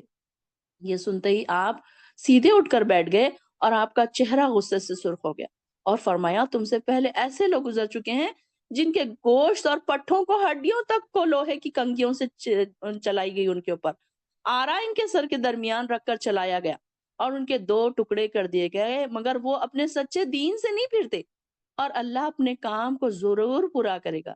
یہاں تک کہ دیکھیے کہ کیسی ان کی زندگیاں تھی، کتنی ان کی پریشانیاں کے باوجود ان کو یہ کہا جا رہا۔ اور ہماری تو کتنی سکون والی زندگی ہے، پھر بھی ہم اللہ سے شکوے کرتے ہیں اور پھر ہم سمجھتے ہیں کہ ہم پکے اور سچے مسلمان ہیں۔ کیسی ان لوگوں کی تکلیفیں، کیسی ان کی پریشانیاں، کیسی ان کے سیکریفائسز ہیں کہ کبھی پڑھا کریں، اسلام کی ہسٹری پڑھا کریں، جیسے جب انہوں نے اسلام قبول کیا تھا کیسے کیسے ان کے اوپر پریشانیاں آئی، کیسے اور یہ پکار اٹھے، اتنے نیک لوگ تھے، نبی بھی ان کے ساتھ، کہ کیسے کیسے لوگ ان پریشانیوں میں آ کر اللہ کو آخر میں پکارنے لگے۔ اور ہم دیکھیں کہ چھوٹی سی تکلیف ہوتی ہے نا تو ہم اتنے واویلے کرتے ہیں، اتنے ڈپریشنوں میں چلے جاتے ہیں، تھوڑا سا ہسبینڈ وائف کی نہیں بنی تو بیوی ڈپریشن میں چلی گئی، اینزائٹی اس کو اٹیکس آ رہے ہیں، وہ پتہ نہیں اس کو ٹینشن سے بی پی ہو رہا ہے، پتہ نہیں یہ چیزیں ہو رہی ہیں، سسرال میں کسی نے کچھ کہہ دیا تو وہ اتنی چھوٹی چھوٹی باتوں کو ہم ایشو بناتے ہوتے ہیں کہ دیکھیے کہ ان کی زندگیوں میں کیسی بڑی بڑی پریشانیاں تھیں۔ ان کے بچوں کو مار دیا گیا، ان کے ماں باپ کو مار دیا گیا، ان کے گھر بار ان سے چھین لیے گئے، انہوں نے خود اپنے گھر بار اللہ کی راہ میں چھوڑے، کیا کیا پریشانیاں ان کے اوپر آئی۔ اور دیکھیے کہ جب انسان دعائیں کرتا جاتا ہے اور جب وہ اللہ تعالیٰ اس کی دعا قبول کرنے والا ہوتا ہے تو کبھی کبھی انسان ہمت ہار دیتا ہے، مایوسی کی طرف چلا جاتا ہے کہ اللہ تعالیٰ میری دعائیں ہی نہیں قبول کرتا۔ تو اللہ تعالیٰ اس وقت مسکراتا ہے کہ میری تو اب رحمت اس کے قریب ہے اور یہ میرا بندہ مایوس ہو رہا ہے۔ مایوس کبھی نہیں ہونا ہم کو، ہر وقت ہم نے یہ سوچنا ہے توکل علی اللہ، حسبنا اللہ نعم الوکیل، میرے لیے اللہ ہی کافی ہے، بھلے ہی آج میری تکلیف نہ دور ہو کل ہو جائے گی۔ اور جب اپنے اوپر تکلیفیں آئیں نا، ان کی تکلیفیں دیکھا کریں کیسے انہوں نے تکلیفیں اٹھائی، ہماری تو تکلیفیں کچھ نہیں ہے، ہم تو عیش و عشرت کی زندگیاں گزار رہے ہیں۔ بلکہ شیطان ہمیں یہ ریئلائز کرواتا ہے کہ تمہارے پاس تو یہ نہیں ہے، تمہارے پاس تو وہ نہیں ہے، تمہارے دیکھو تمہاری فرینڈ کے پاس تو فلاں اور فلاں چیزیں بھی ہے اور تمہارے پاس کیا ہے، دیکھو تمہارا شوہر تو ایسے ہے، وہ تو تمہاری فرینڈ کا شوہر تو ایسا ہے۔ تو یہ اس طریقے سے نا خیالات کون ڈالتا ہے؟ شیطان ڈالتا ہے۔ تو ایسے ایسی ان کے اوپر تکلیفیں آئیں، پریشانیاں آئیں اور یہاں پر ہلا دیے گئے، زلزلے آئے ان کے اوپر، تکلیفیں آئیں، پریشانیاں آئیں، لیکن انہوں نے دیکھیے کہ کیسے صبر کا دامن تھام کے رکھا تھا۔ اور ہم دیکھیے کہ کتنی جلدی ہم ڈپریشن میں چلے جاتے ہیں، کتنی جلدی ہم پریشان ہو جاتے ہیں، کتنی جلدی ہم اللہ سے شکوے کرنے لگتے ہیں۔ کیا کہتے ہیں ہم؟ وائی می، میرے ساتھ ہی کیوں ایسا ہوتا ہے، یہ کہتے ہیں نا۔ تو یہ سوچا کریں کہ ہمارے ساتھ کچھ بھی نہیں ہو رہا، کہ وہاں دیکھیے کہ ان لوگوں کے ساتھ کیسے کیا کیا چیزیں ہوتی تھی اور وہاں ہمارے ساتھ تو کچھ نہیں ہو رہا، پھر بھی ہم رونے پیٹنے والے ہیں، کتنے شکوے شکایت کرنے والے ہیں۔ اپنی زندگیوں سے شکوے شکایتیں ختم کر دیں، شکر کرنے والے بنیں۔ اللہ تعالیٰ ہمیں بہت زیادہ شاکرین میں شامل کرے، ذاکرین، شاکرین اور صبر کرنے والوں میں شامل کرے۔ لوگ آپ سے سوال کرتے ہیں، اب یہاں سے ایک دوسرا ٹاپک شروع ہو رہا ہے، لوگ آپ سے سوال کرتے ہیں ہم کیا کچھ خرچ کریں۔ آپ ان سے کہیے جو بھی مال تم خرچ کرو والدین، رشتہ داروں، یتیموں اور مسکینوں اور مسافروں کا حق ہے، اور جو بھی بھلائی کا تم کام کرو گے یقیناً اللہ تعالیٰ اسے خوب جانتا ہے۔ اب یہاں پر دیکھیے انفاق فی سبیل اللہ کی تربیت دی جا رہی ہے۔ تو یہاں پر دیکھیے کہ مالدار صحابہ جو تھے نا، تو آپ سے یہ سوال کرتے تھے کہ جس کے جواب میں یہ آیت نازل ہوئی۔ تو یہ سوال نفلی صدقات کے متعلق ہی ہو سکتا، ظاہر ہے، کیونکہ ہم کو زکوٰۃ کے بارے میں تو فرض صدقہ ہے نا، وہ اس کے بارے میں تو پہلے معلوم ہے ہم کو۔ انفاق سبیل اللہ کے بارے میں 3 سوالات کہ کتنا خرچ کیا جائے، کس پر خرچ کیا جائے، اور کن اشیاء سے خرچ کیا جائے۔ یعنی کہ فرضی صدقات یا زکوٰۃ کے بارے میں ان تینوں سوالوں میں سے دوسرے سوال کا جواب جو سب سے اہم تھا وہ قرآن کریم نے خود ہم کو دے دیا کہ وہ تو ثابت ہے، جو تو فرض ہے۔ لیکن نفلی صدقے کے بارے میں آ رہا ہے کہ اب نفلی صدقے میں ہم کس کو دیں، کتنا دیں۔ نفلی صدقات اور فرضی صدقات کہ اللہ تعالیٰ نے بتا دیا مصارف کہ کس کو دینا ہے، کتنا کتنا دینا ہے۔ تو اس میں اللہ تعالیٰ یہ جو صحابہ تھے یہ ان سے سوال کرتے تھے، تو اللہ تعالیٰ نے اس کے بارے میں بتا دیا کہ جو کچھ بھی تم مال خرچ کرو گے، تو ایکسٹرا جو ہے، جو بھی مال تم خرچ کرو گے اس میں سب سے پہلے ذکر کس کا آ رہا ہے لسٹ میں؟ والدین پر، پھر رشتہ داروں پر، پھر یتیموں پر، پھر مسکینوں پر، اور پھر مسافروں پر۔ یہ لسٹ بتا دی گئی ہے کہ سب سے پہلے کس کا حق ہے؟ والدین کا حق ہے۔ یہ نہیں ہے کہ دنیا میں ساروں کو بانٹتے پھریں اور والدین بیچارے چھوٹی چھوٹی چیزوں کے لیے ترس رہے ہیں، یہ نہیں ہونا چاہیے۔ پھر اس کے بعد رشتہ دار، اور رشتہ داروں میں پھر اب یہ نہ دیکھیں کہ یہ رشتہ دار ہمیں بڑی عزت دیتے ہیں، سلام کرتے ہیں، دعوتوں پہ بلاتے ہیں، تو چلو ہم ان کو دیتے ہیں، بلکہ ہر وہ رشتہ دار جو آپ سے اچھی بات کرتا بھی ہو چاہے نہ بھی کرتا ہو، سارے رشتہ دار پھر اس میں آ جائیں گے۔ اور احسان، جیسے کہ میں نے آپ کو بتایا تھا، احسان تو یہی ہے کہ جو آپ سے برا سلوک کرے آپ ان کے ساتھ اللہ کی رضا کے لیے اچھا سلوک کریں، یہ بہترین نیکی ہے۔ پھر اس کے بعد یتیموں کا ذکر آ رہا ہے، یتیموں کا، پھر اس کے بعد مسکینوں کا، اور جو بھی بھلائی تم کرو گے یقیناً اللہ تعالیٰ اسے خوب دیکھ رہا ہے۔ اب یہاں پر جہاد کا ذکر آ رہا ہے، تم پر جہاد فرض کیا گیا ہے، اور چاہے وہ تمہیں ناگوار ہی لگے، اور یہ عین ممکن ہے کہ تم کسی چیز کو ناپسند سمجھو اور وہ تمہارے حق میں بہتر ہو، اور یہ بھی ممکن ہے کہ کسی چیز کو تم پسند کرو اور وہ تمہارے حق میں بری ہو، اور یہ حقیقت اللہ ہی خوب جانتا ہے، تم نہیں جانتے۔ اب یہاں پر دیکھیے جہاد کی فائدے اور اہمیت ہمیں بتائی جا رہی ہے کہ مکی دور میں کیا ہوا تھا، بعض جوشیلے مسلمان جو تھے نا، تو جہاد کی اجازت مانگ رہے تھے، مگر انہیں اجازت کی بجائے صبر کی تلقین کی جا رہی تھی۔ دیکھیے کہ مکے میں جب ان لوگوں کے اوپر اتنی پریشانیاں آئیں، اتنی تکلیفیں آئیں، اتنی آزمائش آئیں، ان کو اتنا ہلا دیا گیا، پریشانیاں ان کے اوپر ڈالی گئی، تو انہوں نے کیا کیا کہ آپ صلی اللہ علیہ وسلم نے کہا کہ یا رسول اللہ ہمیں اجازت دیجیے جہاد کی تاکہ ہم ان سے لڑیں۔ تو ان کو کیا کہا گیا؟ نہیں، ابھی ہم نے پڑھا نا کفو ایدیکم، کہ اپنے ہاتھ روکے رکھو، تو ابھی ان کو کیا کہا گیا تھا کہ تم نماز قائم کرو اور صبر کرو، صبر کی تلقین انہیں کی گئی تھی۔ پھر جب اللہ تعالیٰ نے ان کو، جب مدینہ آئے تو پھر اللہ تعالیٰ نے ان کو اجازت دے دی اور جہاد فرض کر دیا، تو بعض مسلمانوں نے اسے دشوار سمجھا، بڑا ان کو مشکل لگنے لگا کہ اب یہ دیکھیے کہ معاشرے میں ہر آدمی ایک جیسے نہیں ہوتے نا، جو بعض جوشیلے دلیر جو جوان بہت ہوتے تھے، اور بعض بوڑھے کمزور کم ہمت بھی ہوتے تھے۔ تو یہ خطاب اسی دوسری قسم کے لوگوں سے کیا جا رہا ہے، اور انہیں یہ سمجھایا جا رہا ہے کہ جو چیز تمہیں بری معلوم ہوتی ہے، ہو سکتا فی الحقیقت تمہارے لیے بری نہ ہو، بلکہ تمہارے حق میں بہت مفید ہو، اور اس کے برعکس بھی معاملہ ہو سکتا ہے۔ اور یہ بات جہاد کے سلسلے میں اس لیے کہی گئی کہ قتال سے ہر انسان کی طبیعت جیسی نفرت کرتی ہے نا، کہ بھائی انسان نہیں چاہتا کہ میں مر جاؤں۔ اب ظاہر ہے کہ جہاد میں جائیں گے تو اپنی موت کو تو ہاتھ میں لے کر جانا پڑے گا، ہتھیلیوں میں لے کر جانا پڑے گا جان، تو پھر کون چاہتا ہے اپنی موت؟ تو یہاں پر یہی بات بتائی جا رہی ہے کہ انسان کی ایک طبیعت میں ہے کہ انسان مرنا نہیں چاہتا۔ تو یہاں پر ان کو یہ بات بتائی جا رہی ہے کہ جہاد میں جان اور مال کا نقصان ہو سکتا ہے، لیکن یہ شہید کی موت قوم کی حیات ہے، اس لیے کتاب اور سنت میں جہاد کو بہت افضل عمل قرار دیا گیا، اور بعض لوگ تو اسے اس قدر اہمیت دیتے ہیں کہ جہاد کو فرض کفایہ بلکہ فرض عین سمجھتے ہیں۔ اور یعنی کہ دیکھیے کہ اب یہ باتیں تو ہمارے لیے نہیں ہیں، اب ہم کو تو جنگوں میں جانا نہیں ہے، اب یہ تو ہمارے لیے اتنے سخت حالات بھی نہیں ہیں، ہمارے لیے تو بڑے ٹھنڈے ٹھنڈے بیٹھ کے گھروں میں بیٹھ کے آرام سے ہم کیا جہاد کر سکتے۔ ایکچولی آپ جہاد کا مطلب سمجھ لیجیے، جہاد کا مطلب کیا ہے؟ کوشش کرنا، جد و جہد کرنا، جہاد کا مطلب ہے کہ جہاد ہم اپنے نفسوں سے ہی کر سکتے ہیں. سب سے پہلا جہاد ہماری نفسوں سے ہونا چاہیے کہ ہمارا نفس ہمیں گناہوں کی طرف ابھارتا ہے اور ہمیں اپنے نفسوں سے جہاد کر کے اللہ کی طرف آنا ہے، نیکیوں کی طرف آنا ہے. اپنے آپ کو تہجد کے لیے اٹھانا، اپنے آپ کو نیکیوں کی طرف دوڑانا، چاہے ہم تھک جائیں، چاہے ہم بیمار ہوں، چاہے ہم ایسی حالات میں نہ ہو کہ ہم یہ کام کر سکیں، لیکن اپنے نفس کو تکلیف میں ڈالتے ہوئے بھی تیار کرنا.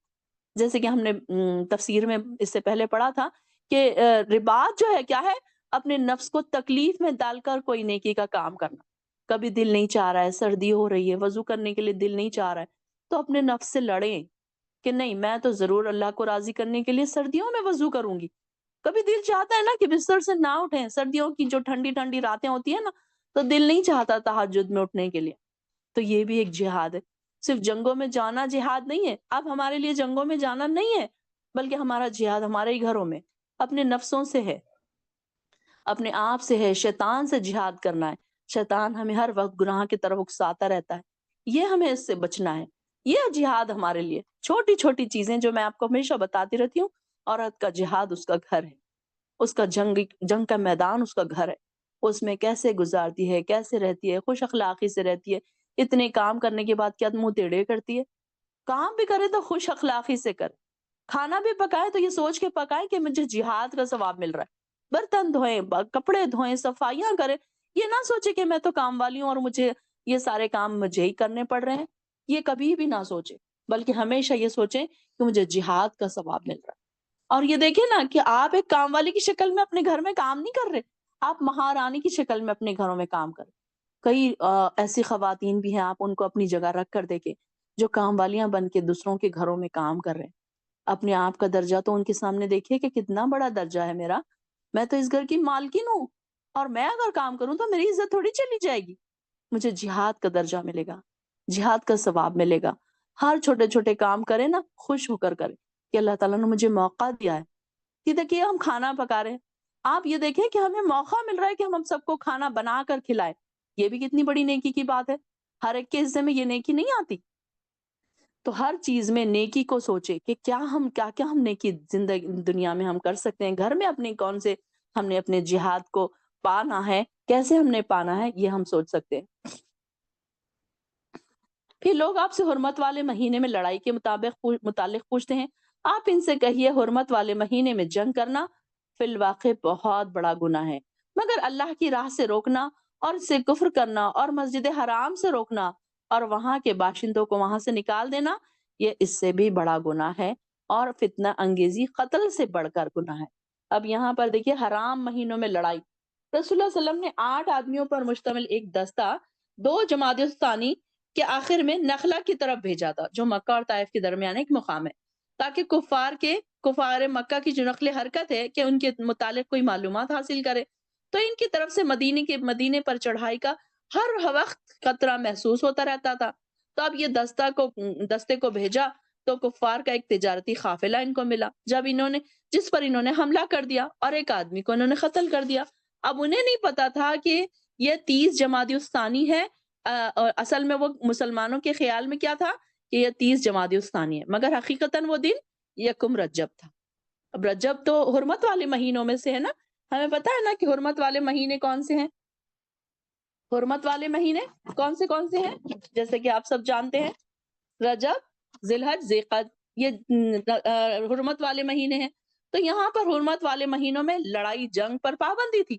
تو یہاں پر اب انہوں نے قتل کر دیا. اب کفار مکہ کو بڑا انہوں نے طوفان کھڑا کر دیا اسلام کے دشمنوں نے کہ یہ لوگ تو بڑے اللہ والے بنتے ہیں دیکھو. اور وہ حرمت والے مہینوں کی وہ بھی بڑی پابندی کرتے تھے کفار مکہ بھی. تو انہوں نے بڑا یہاں پر پروپیگنڈے شروع کر دیے کہ دیکھو اس ماہ حرام میں لڑنا تو گناہ ہے، بہت بڑا گناہ ہے. تو ان کو یہ کہا جا رہا ہے کہ تم اسلام کی راہ میں روڑے اٹکاتے ہو، مسلمانوں کو تکلیفیں دیتے ہو، اللہ کی آیات کا انکار کرتے ہو، مسلمانوں کے مسجد میں داخلے پر پابندی لگا رکھی ہے، اور تم نے ان کے لیے اتنا تنگ کر دیا ہے زندگی کو تو وہ اپنا گھر بار چھوڑ کر یہاں سے نکلنے پر مجبور ہو گئے. تو یہ سب جرم نہیں ہے. لڑائی کرنے کے بڑے بڑے جرم یہ سارے اس کے زیادہ ہے، یعنی کہ یہ تو قتل سے کئی گنا بڑا جرم ہے. یہ تو قتل انہوں نے غلطی سے کر دیا، لیکن یہ قتل سے بھی بڑھ کر گناہ ہے کہ کسی کو دین کے کاموں سے روکنا.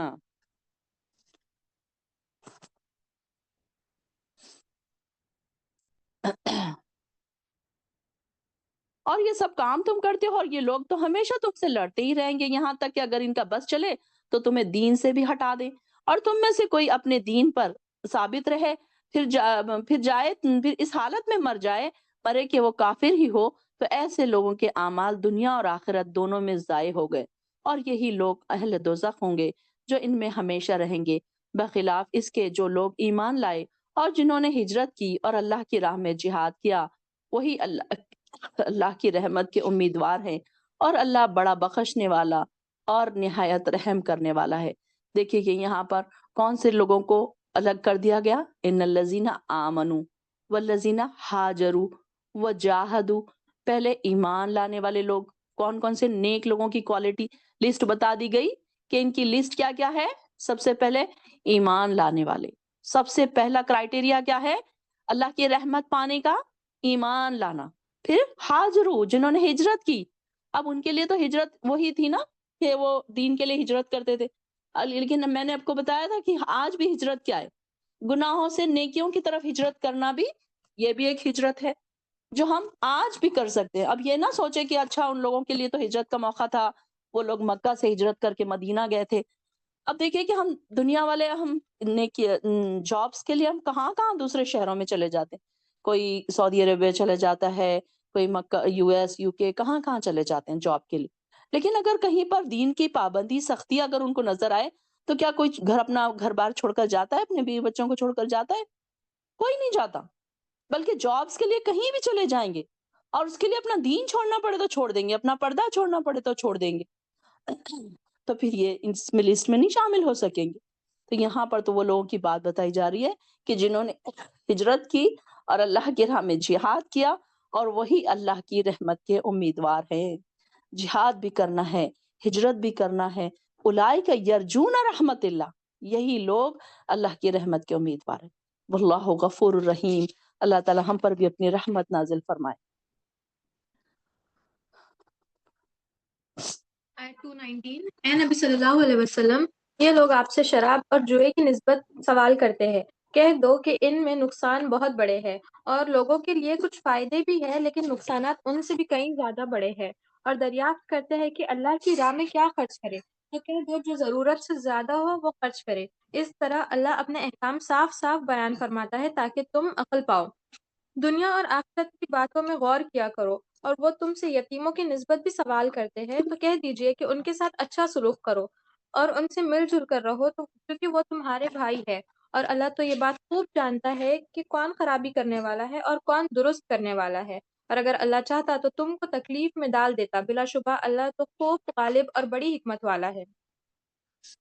اے مومنو، تم مشرک عورتوں سے نکاح نہ کرنا جب تک وہ ایمان نہ لائے۔ مشرک عورتوں سے تو کنیز مومنہ بہتر ہے، چاہے مشرکہ تمہیں کتنی بھی اچھی کیوں نہ لگے۔ اسی طرح مشرک مرد سے جب تک مومنہ نکاح نہیں کر سکتی تب تک وہ مشرک مرد ایمان نہ لائے، اور مومن غلام بہتر ہے مشرک مرد سے، چاہے مشرک مرد تمہیں کتنا ہی اچھا کیوں نہ لگے، کیونکہ مشرک دوزخ کی طرف بلاتے ہیں، اور اللہ اپنی مہربانی سے جنت اور بخشش کی طرف بلاتا ہے، اور اپنے حکم کھول کھول کر صاف بیان کرتا ہے تاکہ وہ نصیحت حاصل کرے۔ اور وہ حیض کے بارے میں آپ سے سوال کرتے ہیں، کہہ تو یہ ناپاکی کی چیز ہے، تو حیض کے دنوں میں تم عورتوں سے الگ رہو اور ان کے قریب نہ جاؤ جب تک وہ پاک نہ ہو جائے، پھر جب وہ اچھی طرح سے پاک ہو جائے تو ان کے پاس جاؤ جس جگہ سے اللہ نے تم کو حکم دیا ہے، بلا شبہ اللہ توبہ کرنے والوں پر، پاک صاف رہنے والوں پر اپنا محبوب رکھتا ہے۔ تمہاری عورتیں تمہاری کھیتیاں ہیں، تو جس طرح چاہو اپنی کھیتیوں میں جاؤ اور اپنے لیے نیک عمل آگے بھیج دو، اور اللہ سے ڈرتے رہو اور جان دو کہ اللہ سے ملاقات ضرور کرو گے۔ اے نبی صلی اللہ علیہ وسلم، بس مومن کو یہ خوشخبری سنا دو۔ جی، یہاں پر دیکھیے کہ اب یہاں پر کون کون سی چیزوں کا ذکر ہو رہا ہے کہ ایک تو مشرکہ عورتوں سے نکاح کرنے سے منع کیا جا رہا ہے۔ مشرکہ عورت سے نکاح کیوں ممنوع ہے؟ دیکھیے کہ وہ کیا ہوگا کہ وہ اگر اس کا اپنے بچوں پر اس کا اثر پڑے گا نا، اگر وہ مشرکہ ہے تو وہ اپنے بچوں کو کیا تربیت دے گی؟ وہ یہی تربیت دے گی کہ وہ مطلب یہ کہ گناہ کی طرف انہیں بلائے گی، وہی وہ ان کا چال چلن طریقہ کار وہی ہوگا جو ماں کا ہوگا۔ تو اس میں کیا ہے اب اگر شوہر پکا ہو، پکا مسلمان ہو، اگر وہ بیوی پر قابو پا سکتا ہے، اس کو نیکی کی طرف لا سکتا ہے، اس کا چینج کر سکتا ہے مذہب، تو پھر ٹھیک ہے۔ ورنہ پھر ان کو منع کیا گیا ہے۔ اس سے بہتر کیا ہے؟ کیا ایک نیک یعنی کہ کنیز اس سے بہتر ہے۔ اس کو کہا جا رہا ہے کہ دیکھیے کہ ایک مشرکہ عورت چاہے کہ وہ خوبصورت ہو، چاہے کہ وہ تمہیں پسند آ رہی ہو، لیکن اس کے سامنے ایک مومنہ اگر کنیز بھی ہے تو اس کی اہمیت زیادہ بتائی جا رہی ہے۔ پھر اس کے بعد حیض کے بارے میں سوال ہو رہا ہے کہ حیض میں کیا کیا چیزوں کی پابندی ہے؟ حیض میں الگ رہو۔ اذن کا کیا مطلب ہے؟ یہ ہوا اذن، اذن کا مطلب ہے بیماری، تکلیف، گندگی۔ یعنی کہ دیکھیے کہ عورت اس حال میں کیا ہوتی ہے کہ عورت کو جب پیریڈز آتے ہیں تو بہت ساری اس کو تکلیفیں ہوتی ہیں، یعنی کہ یہاں پر کہا گیا کہ کئی ایسی چیزیں ہوتی ہیں جس کو کبھی کسی کے پیٹ میں درد ہوتا ہے، کبھی پیروں میں درد ہوتا ہے، کئی بہت سارے اس کے اندر چینجز آتے ہیں، موڈ سوئنگس ہوتے ہیں اس کو، تو یہ ساری چیزیں اس کے ساتھ ہوتی ہیں۔ تو یہ کیا ہے؟ ایک اذن، ایک تکلیف دہ بات ہے۔ تو یہاں پر فَاعْتَزِلُوا النِّسَاءَ فِي الْمَحِيضِ، تو تم عورتوں کے قریب نہ جاؤ۔ قریب نہ جاؤ سے مراد یہ نہیں ہے کہ اب اس کو بالکل ہی دوسرے کمروں میں رکھ دو، جیسے کہ یہود اور نصارہ کرتے تھے کہ انہوں نے اپنی عورتوں کو بالکل دور کر دیا تھا۔ یہود کیا کرتے تھے کہ ان کو بالکل ایک کمرے میں رکھ دیتے تھے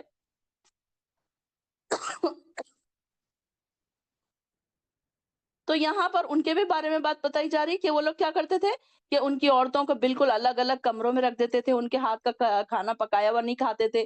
انہوں نے بہت زیادہ افراتفری کا شکار ہو گئے تھے یہ، کہ حیض کی عورت میں بالکل عورت کو بالکل ایک بہت ہی گندا سمجھا جاتا تھا، بہت ہی برا سمجھا جاتا تھا۔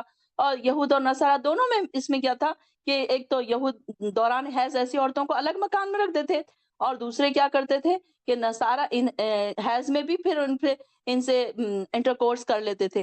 تو مسلمانوں نے آپ سے سوال کیا کہ اللہ تعالیٰ نے یہ آیت نازل کی، اس آیت کی روح سے خاوند اور بیوی دونوں اکٹھے مل کر رہ سکتے ہیں، کھانا کھا سکتے ہیں، یہاں تک کہ شوہر اپنی بیوی کا بوسہ لے سکتا ہے، اسے گلے لگا سکتا ہے، یعنی کہ سارے کام کر سکتا ہے سوائے مباشرت کے، یعنی کہ انٹر کورس کے علاوہ ساری چیزیں کی جا سکتی ہیں۔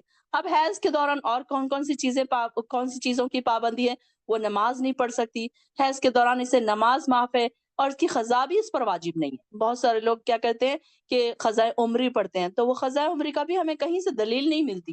تو پھر اسی طریقے سے وہ روزے بھی نہیں رکھے گی، لیکن روزے کی قضا واجب ہے، کہ اسے معاف نہیں کیا گیا بلکہ اسے قضا دینا واجب ہے، کیونکہ دیکھیے نا کہ روزے تو سال میں ایک ہی بار آتے ہیں، اور پھر باقی کے 11 مہینے ہمارے پاس ہوتے ہیں کہ ہم اس کی قضا ادا کر دیں۔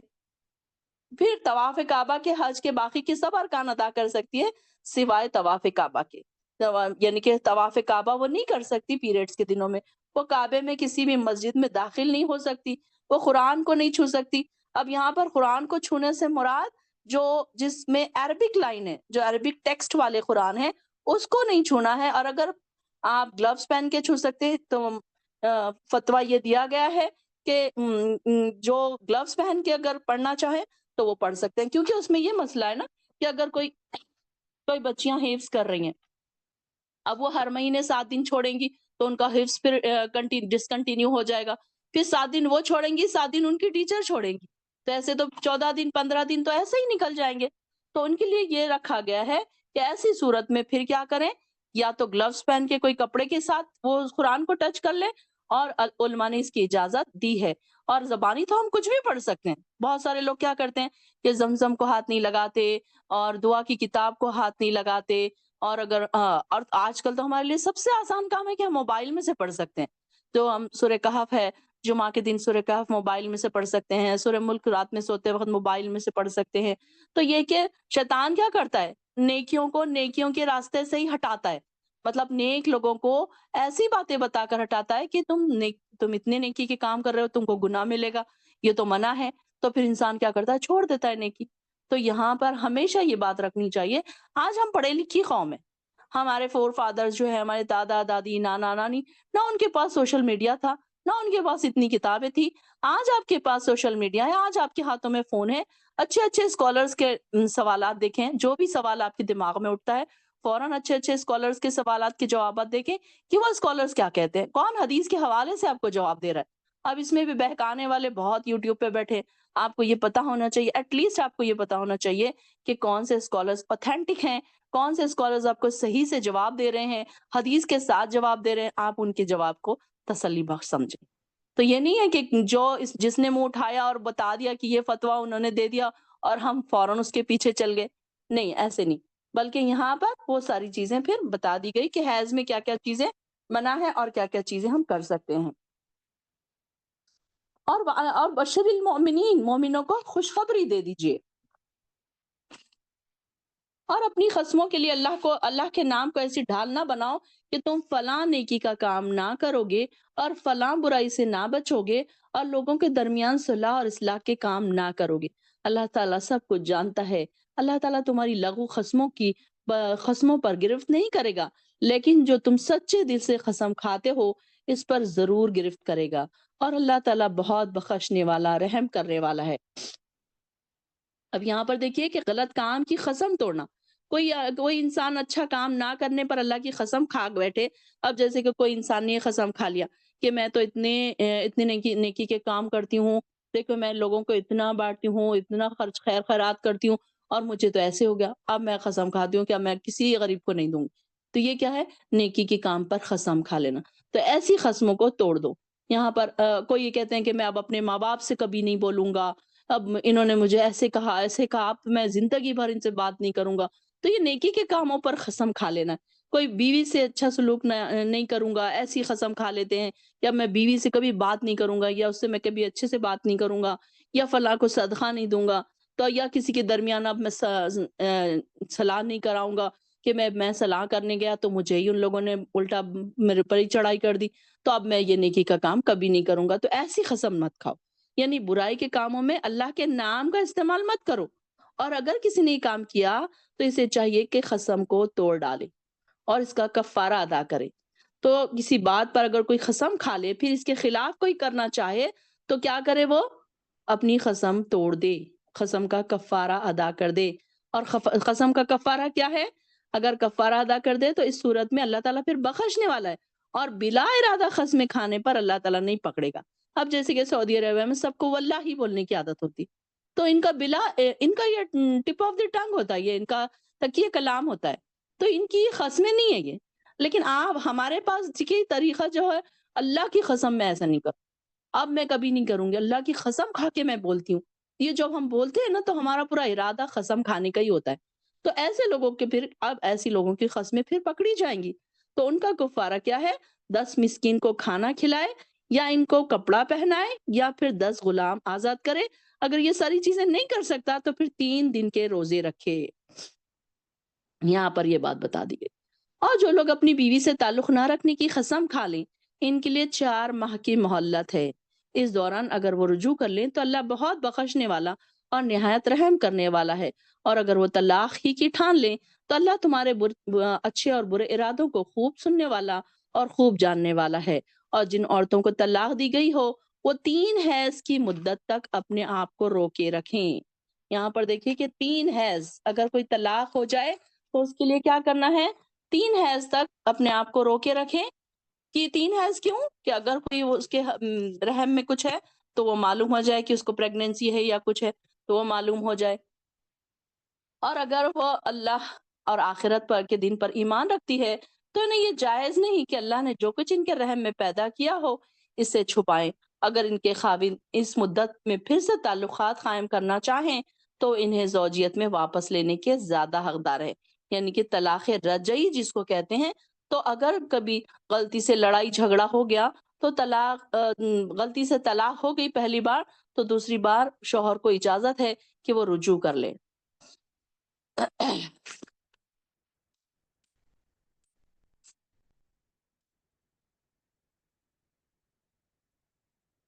239 229 آیت 229 طلاق صرف 2 بار ہے، پھر یا عورتوں کو باطریقہ شائستہ نکاح میں رہنے دینا یا نیکی کے ساتھ خوشی خوشی رخصت کر دینا، اور یہ جائز نہیں ہے کہ جو مہر تم دے چکے ہو اس میں سے کچھ واپس لے لو، مگر یہ کہ دونوں کو اندیشہ ہے کہ وہ اللہ کی حدود پر قائم نہیں رہیں گے۔ اگر تم کو یہ اندیشہ ہو کہ وہ دونوں اللہ کی حدود پر قائم نہیں رہیں گے تو عورت کو اپنے شوہر سے رہائی پانے کے بدلے میں کچھ دے تو دونوں پر کچھ گناہ نہیں۔ یہ اللہ کی حدود ہے تو ان سے کہیں باہر نہ نکلنا، اور جو اللہ کی ان حدود سے باہر نکلے گا ایسے ہی لوگ ظالم ہوں گے۔ پھر اگر شوہر تیسری طلاق بھی دے تو پھر اس کے بعد پہلے شوہر کو جائز نہیں ہے کہ اس عورت سے نکاح کرے جب تک کہ عورت کسی دوسرے مرد سے نکاح نہ کر لے۔ البتہ اگر دوسرا شوہر اس کو طلاق دے دے اور عورت اور پہلا شوہر ایک دوسرے کی طرف رجوع کر لے تو ان پر کوئی گناہ نہیں ہے، اگر دونوں یقین کرے کہ اللہ کی حدود پر قائم رہے گے اور یہ اللہ کی حدیں ہے، وہ ان لوگوں کے لیے ہے بیان فرماتا ہے جو علم رکھتے ہیں۔ اور جب تم اپنی عورتوں کو رجوع کے قابل طلاق دے چکے اور ان کی مدت کے دن بھی ختم ہونے کے قریب پہنچ جائے تو ان کو حسن سلوک سے اپنے نکاح میں رہنے دو یا بطریق شائستہ رخصت کر دو، اور اس نیت سے اپنے نکاح میں نہ رکھو کہ ان کو تکلیف دو اور کوئی زیادتی کرو، اور جو ایسا کرے گا وہ اپنا ہی نقصان کرے گا، اور اللہ کے احکام کو ہنسی اور کھیل نہ بناؤ، اور اللہ نے جو نعمتیں تم کو دی ہے ان کو یاد کرتے رہو، اور جو تم پر کتاب اور دانائی کی باتیں نازل کی ہے ان کو یاد کرو اور نیک عمل کرو جن کے ذریعے ہم تم کو نصیحت فرماتے ہیں، اور اللہ سے ڈرتے رہو اور یہ جان لو کہ اللہ ہر چیز پر پورا پورا علم رکھتا ہے۔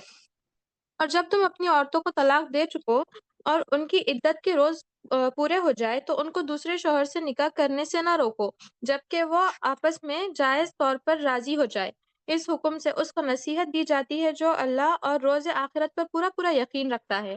یہ تمہاری روح کا تزکیہ اور جسم کی پاکی کی بہترین صورت ہے، اور اللہ تو اس کی خوبی خوب جانتا ہے مگر تم نہیں جانتے۔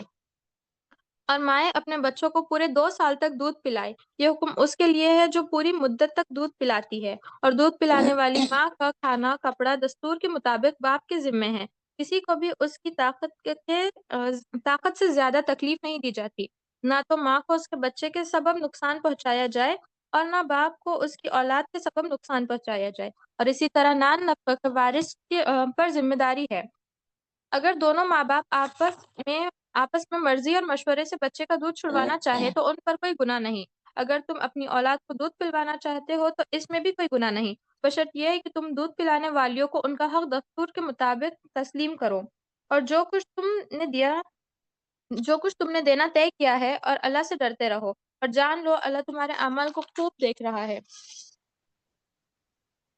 اور جو لوگ تم میں سے فوت ہو جائے اور اپنی عورتیں چھوڑ جائے تو یہ عورتیں 4 ماہ اور 10 روز تک اپنے آپ کو روکے رکھے، اور جب یہ عدت کے دن پورے ہو جائے تو تم پر کوئی گناہ نہیں ہے کہ وہ اپنی ذات کے لیے کوئی کاروائی کرے دستور کے مطابق، اللہ تو تمہاری ساری باتوں کو خوب واقف ہے۔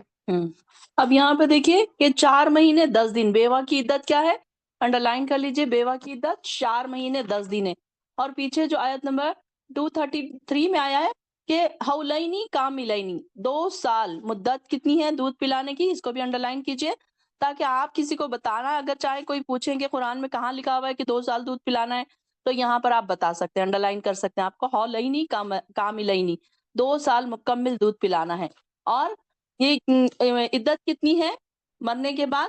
اب یہاں پر سوگ منانے کے لیے کس کے لیے بھی نہیں کہا گیا، لیکن شوہر کے لیے صرف 4 اشہرین 4 مہینے 10 دن کی بتائی گئی ہے کہ اس سے زیادہ اب یہ کہ کسی بھی میت پر 3 دن سے زیادہ سوگ منانے سے منع کیا گیا، لیکن صرف خاوند کے لیے 4 ماہ 10 دن کا حکم دیا گیا، اور حکم یہ تھا کہ ان دنوں میں نہ سرما لگائیں، نہ خوشبو لگائیں، نہ رنگے ہوئے کپڑے پہنے، نہ ان کی بناوٹ رنگین دھاگے سے ہو، البتہ یہ اجازت تھی کہ ہم میں سے کوئی جب حیض سے پاک ہوتا تو غسل کر کے ایک قسم کی خوشبو ہوتی ہے وہ، تو وہ لگائے، تو ہمیں جنازے کے ساتھ جانے سے بھی منع کر دیا گیا تھا، یعنی کہ جو یہاں پر بتا دیا گیا کہ کیا کیا چیزیں اس میں بیوہ کے لیے منع ہے۔ اب یہ دیکھیے کہ پہلے کے زمانے میں کیا ہوتا تھا، تو یہ دیکھیے کہ بہت سارے لوگ یہ سوال کرتے کہ ارے بیوہ کے لیے اتنی سختیاں ہیں، 4 مہینے 10 دن عدت میں رہنا پڑے گا، کہیں جانا نہیں پڑے گا، تو لیکن اللہ تعالیٰ نے کتنی آسانی کیا، دیکھیے کہ سیدہ زینب رضی اللہ عنہ فرماتی ہیں کہ ام سلمہ کو یہ کہتے ہوئے سنا کہ ایک عورت رسول اللہ علیہ وسلم کے پاس آئی اور کہنے لگی کہ میری بیٹی کا خاوند مر گیا ہے اور اس کی آنکھیں دکھ رہی ہیں، اور ہم کیا اسے سرما لگا سکتے ہیں؟ آپ نے فرمایا نہیں۔ پھر اس عورت نے دوسری بار یہی سوال فرمایا، تیسری بار بھی یہی سوال فرمایا، تو آپ نے نفی میں سر ہلا دیا، پھر فرمایا کہ اسلام میں تو عدت اور سوگ کا زمانہ صرف 4 دن 10 دن ہے، 4 ماہ 10 دن ہے، جبکہ جاہلیت میں یہ تو عدت پورا 1 سال رہتی تھی۔ دیکھیے کہ جاہلیت کے دور میں کیا کرتے تھے، اس عورت کو سال گزرنے کے بعد کیا کرتے تھے، اس کو ایک کمرے میں بند کر دیا جاتا، نہ وہ نہا سکتی تھی، نہ وہ کپڑے بدل سکتی تھی، اور وہ 1 سال میں اتنی گندی ہو جاتی تھی کہ اس کے پاس سے اتنی گندی اسمیل آتی تھی، اور 1 سال گزرنے کے بعد اس کو کیا کرتے تھے، عورت کو اونٹ کی مینگنی اس کے وہ پھینکتی تھی، اور پھر زینب نے پوچھا، حضرت زینب نے پوچھا یہ اونٹ کی مینگنی پھینکنے کا کیا قصہ ہے؟ زینب نے کہا کہ جاہلیت میں یہ دستور تھا کہ جس عورت کا خاوند مر جاتا تو وہ ایک تنگ اور تاریک جھوپڑی میں جا بیٹھتی، برے سے گندے لباس پہنتی، نہ خوشبو لگاتی، نہ نہاتی، نہ کوئی آرائش، نہ، اور جب پورا سال مکمل ہو جاتا اور وہ اس طرح گزارتی، اور سال گزرنے کے بعد اس کے پاس کوئی جانور یعنی کہ مثلاً گدھا یا بکری یا کوئی پرندہ لاتے جس سے وہ اپنی شرمگاہ جھاڑتی تھی، رگڑتی تھی، اور کبھی کبھی وہ جانور ہی مر جاتا تھا، مطلب اس کی اتنی گندی اسمیل آتی تھی اس کے پاس سے کہ وہ جانور بھی مر جاتا تھا، تو اس کے بعد اس اونٹ کی مینگنی سے دی جاتی تھی جسے وہ اپنے سامنے پھینکتی تھی، گویا اس کی عدت پوری ہونے کی علامت تھی، اس کے بعد ہی وہ خوشبو وغیرہ لگا سکتی تھی۔ دیکھیے کہ کیسے کیسے جاہلیت کے دور میں طریقے رائج تھے، لیکن اسلام نے کتنی آسانی پیدا کر دی کہ آپ دیکھیے کہ اسلام میں اگر کوئی اتنی فلیکسیبلٹی ہے کہ عورت اگر بیمار ہے تو وہ جا سکتی ہے، کوئی ایسی مجبوری ہے، کوئی آفیشیل کام ہے، کوئی اب جیسے کہ ان کے آفس کے کام ہوتے ہیں، تنخواہ کے اور اس کے تو کوئی ایسی چیز میں سائن کروانا ہے تو وہاں وہ جا سکتی ہے، تو یہ عدت کے بھی مسئلے اللہ تعالیٰ نے اس لیے رکھے کہ اس میں یہ تو ایک تو عورت کو اپنے مرنے والے خاوند سے حمل تو نہیں ہے یہ بھی پتا چل جائے، اگر حمل ہے تو اس کی بھی عدت وضع حمل تک ہوگی، پھر 4 ماہ 10 دن گزرنے کے بعد پھر وہ اپنے نکاح کے معاملے میں پھر مختار بھی ہے کہ وہ چاہے جس سے نکاح کر سکتی ہے۔ پڑھو آگے۔ آیت 235 اگر تم اشاروں میں عورتوں کو نکاح کا پیغام دو یا نکاح کی خواہش اپنے دلوں میں رکھو تو اس میں کوئی گناہ نہیں ہے، اللہ کو علم ہے کہ تم ان سے اپنے لیے نکاح کی باتیں کرو گے، مگر یہ باتیں عدت کے دنوں میں نہیں کرنی چاہیے، لیکن تم ان سے قول و قرار خفیہ نہ کرنا، مگر یہ کہ دستور کے مطابق کوئی بات کر لو، اور نکاح کا ارادہ ہرگز نہ کرنا جب تک عدت کے دن پورے نہ ہو جائے، یہ یقین رکھو کہ اللہ خوب جانتا ہے جو تمہارے دلوں میں ہے، اس سے بچتے رہو، اور یہ بھی معلوم رہے کہ اللہ تو ہے بڑا ہی بخشنے والا اور علم والا۔ تم پر کوئی گناہ نہیں ہے اگر تم عورتوں کو ان کے پاس جانے سے پہلے طلاق دے دو یا ان کا مہر مقرر کرنے سے پہلے ہی چھوڑنے کا دستور کرو، دستور کے مطابق ان کو کچھ خرچ کے لیے دے دو، مقدور والوں کے لیے ہے کہ مقدور کے مطابق ہے، اور تنگ دست کے لیے ہے اس کے حیثیت کے مطابق۔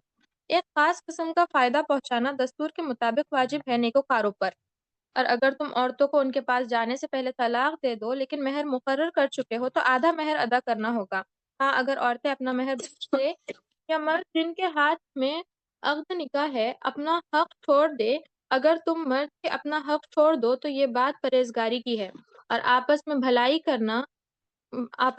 کرنے کا جذبہ فراموش نہ کرو، بلا شبہ اللہ تمہارے سب کاموں کو خوب دیکھ رہا ہے۔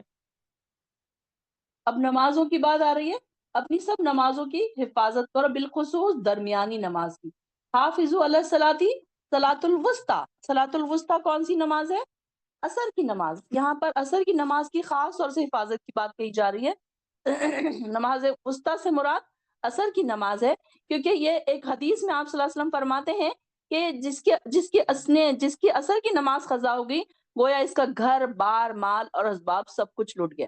یہ یہاں پر یعنی کہ دنیاوی مشاغل میں انسان بہت زیادہ بزی ہوتا ہے نا وہ وقت میں، تو اس لیے اس وقت کی زیادہ اہم بات بتائی جا رہی ہے، اور پھر آگے یہ بھی بتایا جا رہا ہے کہ اگر تم حالت خوف میں ہو وقوموا للہ قانتین، اور ادب سے کھڑے ہو جاؤ اللہ کے آگے، الگ ادب سے کھڑے ہونے کی بھی بات کہی جا رہی کہ دیکھیے کہ ہم نماز میں کھڑے ہوتے ہیں تو کبھی اپنے دوپٹے کو صحیح کر رہے ہوتے ہیں، کبھی شرٹ کو صحیح کر رہے ہوتے ہیں، کبھی ہل رہے ہوتے ہیں، کبھی کچھ اور چیزیں سوچ رہے ہوتے ہیں، تو یہ نہیں، بلکہ ہم جب کھڑے ہو رہے ہیں اللہ کے سامنے تو یہ ضرور سوچیں کہ ہم کس کے سامنے کھڑے ہیں، رب العالمین کے۔ آپ دیکھیے کہ کوئی اگر کوئی بڑا آدمی ہے اس کے پاس آپ جا رہے ہیں، کھڑے ہو، آپ ادھر ادھر دیکھ رہے ہیں، اپنے کپڑوں کو درست کر رہے ہیں تو کیسی بے ادبی لگتی ہے نا، تو یہاں تو رب العالمین یعنی تمام جہانوں کا رب ہے، اس کے سامنے ہم کھڑے ہیں، وہ ہمیں دیکھ رہا ہے۔ یہ جب ہم نماز کے لیے کھڑے ہو نا تو یہ ضرور سوچیں کہ اللہ رب العزت ہمیں دیکھ رہا ہے، ہمیں سن رہا ہے، ہم اللہ سے بات کر رہے ہیں، ہم اللہ کو کچھ کہہ رہے ہیں، اور ہم اس کے سامنے کھڑے ہیں تو ہم کو کتنا ادب سے کھڑے ہونا چاہیے۔ اور پھر آگے یہ بھی بتایا جا رہا ہے کہ اگر تم حالت خوف میں ہو تو چاہے پیدل ہو یا سوار ہو، جیسے بھی ہو ممکن ہو نماز ادا کر لو، اور جب امن میسر آ جائے تو اللہ کو اسی طریقے سے یاد کرو جس طریقے سے اللہ تعالیٰ نے تمہیں سکھایا ہے، جسے تم پہلے نہ جانتے تھے۔ اب یہ کیا ہے؟ کون سی نماز ہے یہ؟ نماز خوف۔ یہاں پہ نماز خوف کا بھی طریقہ بتایا۔ نماز دیکھیے کہ کسی حال میں معاف نہیں ہے۔ جب یہ لوگ جنگوں میں ہوتے تھے اس وقت میں بھی ان کو نمازوں کی فلیکسیبلٹی نہیں دی گئی کہ چلو تم چھوڑ دو، چلو تم جنگ کر رہے ہو تو تم چھوڑ دو۔ ہم تو چھوٹی چھوٹی باتوں پر نمازیں چھوڑ دیتے ہیں نا، ہم بازار میں چلے گئے نماز چھوڑ دی، کسی کے وہاں ملنے چلے گئے نماز چھوڑ دی، راستے میں کوئی ایسی دور چلے گئے جہاں پر راستے میں نماز نہیں ملی، چھوڑ دی نماز۔ ہم بہت ہی ایزیلی نماز، ہم سوچتے ہیں نا کہ بہت لوگوں کو میں نے سنا ہے کہ کہتے ہیں کوئی بات نہیں ہم قضا پڑھ لیں گے۔ یہ قضا کو اتنا آسان سمجھ لیا ہے، یہ ایسی بات یہ سوچے کہ اللہ تعالیٰ نے ان لوگوں کو جنگوں میں بھی نماز کی منع نہیں کی۔ دیکھیے کہ نماز خوف وہ لوگ کیسے پڑھتے تھے کہ جب جنگیں ہوتی تھی تو وہ کیا کرتے تھے، آگے کی ایک جو لائن ہوتی تھی وہ لوگ دشمنوں سے وہ لڑتے تھے، اور پیچھے کی جو لائن ہوتی تھی وہ لوگ کیا کرتے تھے، اپنی جماعت بناتے تھے، اور وہ پیچھے جماعت بنا کر وہ ایک امام ہوتا تھا، ان کو ایک رکعت پڑھا تھا، وہ فوراً ایک رکعت پڑھ کے آگے کی رو میں آ جاتے تھے، اور وہ جو جنگ لڑ رہے تھے وہ فوراً اس کے پیچھے آ جاتے۔ تو ایسے ایک ایک رکعت کر کے وہ لوگ اپنی نماز، اس کو نماز خوف کہا جاتا ہے کہ یعنی کہ دشمن بالکل سامنے ہے، دشمن سروں پہ ہے، حملے ہو رہے ہیں۔ آپ دیکھیے کہ اس وقت بھی نماز کی منائی نہیں ہے، منع نہیں کیا گیا کہ چلو چھوڑ دو۔ تو ہم کیسی کیسی چھوٹی چھوٹی چیزوں پہ نماز چھوڑتے ہیں، ذرا چیک کریے اپنی نمازوں کو، کتنی بار ہم نے ایسی بلا وجہ نمازیں چھوڑی ہیں، جبکہ یہاں پر دیکھیے کہ ایسے مشکل اوقات میں بھی نماز نہیں چھوڑنے کا حکم ہے۔ تو یہاں پر اللہ تعالیٰ فرما رہے ہیں، پھر آگے دوسرا ٹاپک شروع ہو رہا ہے، تم میں سے جو لوگ فوت ہو جائے اور ان کی بیویاں موجود ہوں تو وہ اپنی بیویوں کے حق میں وصیت کر جائیں کہ سال بھر انہیں نان نفقہ دیا جائے اور گھر سے نہ نکالا جائے۔ اب یہ دیکھیے کہ بیوہ کے نان نفقے کا جو احکام تھے، یہ اب ابتدائے اسلام میں یہ حکم نازل ہوا تھا، پھر بعد میں یہ منسوخ ہو گیا، یعنی کہ پھر یہ دوسری آیت آ گئی کہ اب اللہ تعالیٰ نے بیوی کے اور بچوں کے سب کے حق میں کیا کیا، کہ حصے ان کے مخصوص کر دیے۔ اب پہلے اسلام میں کیا ہوتا تھا کہ مرتے وقت مرد اپنی بیوی کے متعلق ورثہ کو ایسی وصیت کر کے جاتا تھا کہ بعد میں جب بیوہ کی عدت 4 ماہ 10 دن مقرر ہوگی، پہلے نہیں تھی، پہلے 1 سال تک کیا کرنا پڑتا تھا کہ اپنے شوہر کے گھر والوں کے ساتھ ہی رہنا پڑتا تھا، اور وہ ان کا کھانا اور پینا دیکھتے تھے، تو وہ ان کو تنگ نظری سے دیکھتے تھے، کھلاتے تھے نہیں کھلاتے تھے۔ تو یہ آیت پھر میراث کی روح سے پھر خاوند کے ترکے میں پھر بیوی کا حصہ مقرر ہو گیا، اللہ تعالیٰ نے پھر یہ آیت کو منسوخ کر دیا۔ اب بیوہ کے لیے یہ حکم ہے کہ وہ بس عدت کے ایام اپنے مرنے والے شوہر کے گھر میں گزارے اور بعد میں وہ آزاد ہے۔ لیکن اگر ان عورتوں کے ذہن میں اپنے لیے کوئی اچھی تجویز ہو یا خود گھر سے چلی جائیں تو تم پر کوئی گناہ نہیں، اور اللہ ہی صاحب اختیار اور حکمت والا ہے۔ اس طرح متعلقہ عورتوں کو معروف طریقے سے کچھ دے دلا کر رخصت کرنا چاہیے، اور یہ بات پرہیزگاروں کے لیے انتہائی ضروری ہے۔ اللہ تعالیٰ اسی انداز سے اپنے احکام صاف صاف بیان کرتا ہے، امید ہے کہ تم سمجھ بوجھ سے کام لو۔ اب یہ دیکھیے کہ کوئی یہ نہ کہے کہ ارے اسلام میں یہ ہے ہمیں تو پتہ ہی نہیں تھا۔ اللہ تعالیٰ فرما رہے کہ کذالک یبین اللہ لکم الآیات لعلکم تعقلون، تاکہ تم عقل رکھو کہ ہر چیز اللہ تعالیٰ نے بیان کر دی۔ قرآن میں دیکھیں نا کیا کیا چیزیں آ گئی، سب احکامات ہم کو سورہ بقرہ میں آپ دیکھیں گے کہ ہر تھوڑی دیر کے بعد ایک احکام آ رہے ہیں، کہ دیکھیے حیض کے احکام آ گئے، وراثت کے احکام آ گئے، شادی کے احکام آ گئے، میاں بیوی کے احکامات آ گئے، جہاد کے آ گئے، ہجرت کے آ گئے، روزوں کے آئیں گے بھی انشاءاللہ، روزوں کے بھی ہم پڑھ چکے۔ تو وہ ساری چیزیں دیکھیے کہ سورہ بقرہ میں یہ سارے احکامات ہم کو نظر آئیں گے۔ تو یہ اللہ تعالیٰ فرما رہے کہ اب کوئی یہ نہ کہے کہ ہمیں تو پتہ ہی نہیں تھا، اب کوئی کسی کے پاس یہ حجت نہ قائم رہے کہ ہمیں اچھا یہ ایسے تھا ہمیں تو پتہ ہی نہیں۔ تو قرآن میں ساری چیزیں لکھی ہوئی، بس ضرورت کیا ہے کہ ہم قرآن کو سمجھ کر نہیں پڑھتے، اس کی تفسیر کے ساتھ نہیں پڑھتے۔ ہم ناظرہ پڑھ پڑھ کر 10 قرآن 20 قرآن کتنے قرآن ہم پڑھ چکے ہیں اب تک، لیکن ہم کو تو سمجھ ہی نہیں آئی کہ اللہ تعالیٰ فرما کیا رہا ہے، کیا آیتیں ہمارے سامنے ظاہر کر رہا ہے، کیا چیزیں ہمارے سامنے بیان کی جا رہی ہیں۔ اب یہاں سے ایک دوسرا ٹاپک شروع ہو رہا ہے کہ آپ نے ان لوگوں کے حال پر غور کیا جو موت کے ڈر سے اپنے گھروں سے نکل گئے، حالانکہ وہ ہزاروں کی تعداد میں تھے۔ اللہ تعالیٰ نے انہیں کہا مر جاؤ، اور وہ راستے میں ہی مر گئے۔ پھر اللہ تعالیٰ نے انہیں پیغمبر کی دعا کی وجہ سے زندہ کر دیا، یقیناً اللہ تعالیٰ لوگوں پر بڑا فضل کرنے والا ہے، اور لیکن لوگوں کی اکثریت اس بات کو نہیں جانتی۔ اب یہاں پر دیکھیے یہ جو لوگ تھے، اس آیت میں جہاد کا بھی مضمون شروع ہو رہا ہے، اور یہ بھی بتایا جا رہا ہے کہ لوگ کیا کرتے تھے، موت کے ڈر سے اب بھاگ جاتے تھے نا۔ تو یہ یہاں پر یہ ایک بتائی جا رہی ہے، زندگی اور موت تو صرف اللہ کے ہاتھ میں، چاہے تو تم گھر میں بھی چھپ کے بیٹھو تو وہاں پر بھی موت آئے گی۔ تو واقعہ کیا تھا وہ، کہ بنی اسرائیل کے کچھ لوگ کسی شہر میں رہتے تھے، وہاں طاعون کی وبا پھیل گئی تھی، بیماری جو ہوتی ہے نا، پلیگ کی بیماری جس کو کہا جاتا ہے۔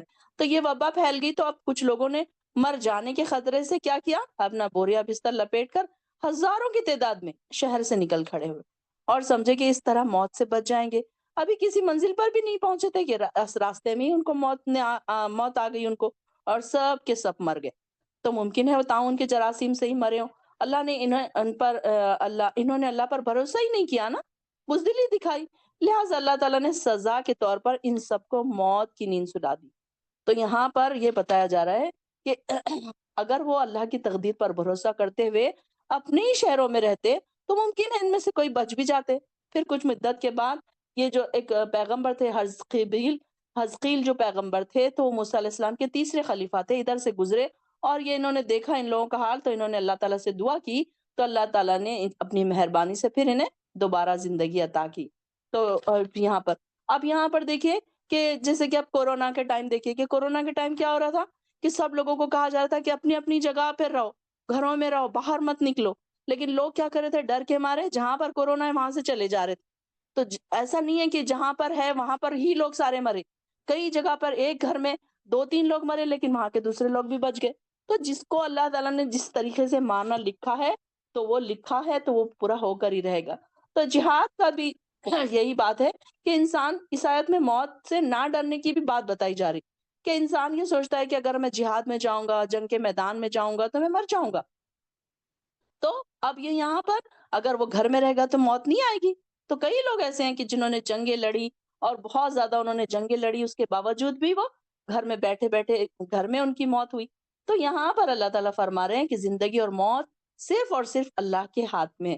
چاہے وہ جہاد میں جانے والے کو بھی موت کے منہ سے بچا لے، اور چاہے تو گھر بیٹھے بیٹھے بھی موت اس کو دے دے، جہاں پر سے وہ بھاگ کھڑا ہوا تھا، چاہے جہاں پر بھی اس کو چاہے تو موت کی نیند سلا دے۔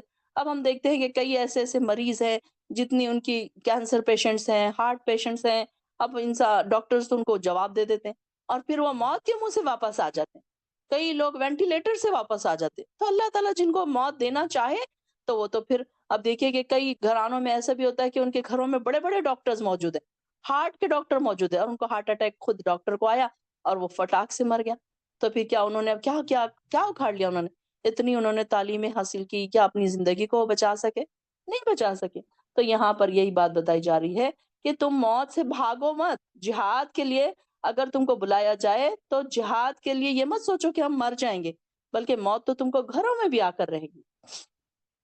پھر یہاں پر دوسرا ٹاپک ہو رہا ہے من ذا الذی یقرض اللہ قرضا حسنا، کون ہے جو اللہ تعالیٰ کو قرض حسنا دے تو اللہ تعالیٰ اسے کئی گنا بڑھا چڑھا کر دے گا، اور اللہ ہی لوگوں کو تنگ اور رزق کو تنگ بھی کرتا ہے، کشادہ بھی کرتا ہے، اسی کی طرف تم لوٹائے جاؤ گے۔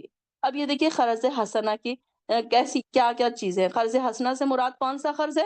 جو محض اللہ کی رضا کے لیے فقراء کو، اپنے قریبی رشتہ داروں کو، مساکین کو دیا جائے، اور ادائیگی کے لیے انہیں تنگ نہ کیا جائے، اور نہ ہی قرضہ دینے کے بعد انہیں جتلایا جائے۔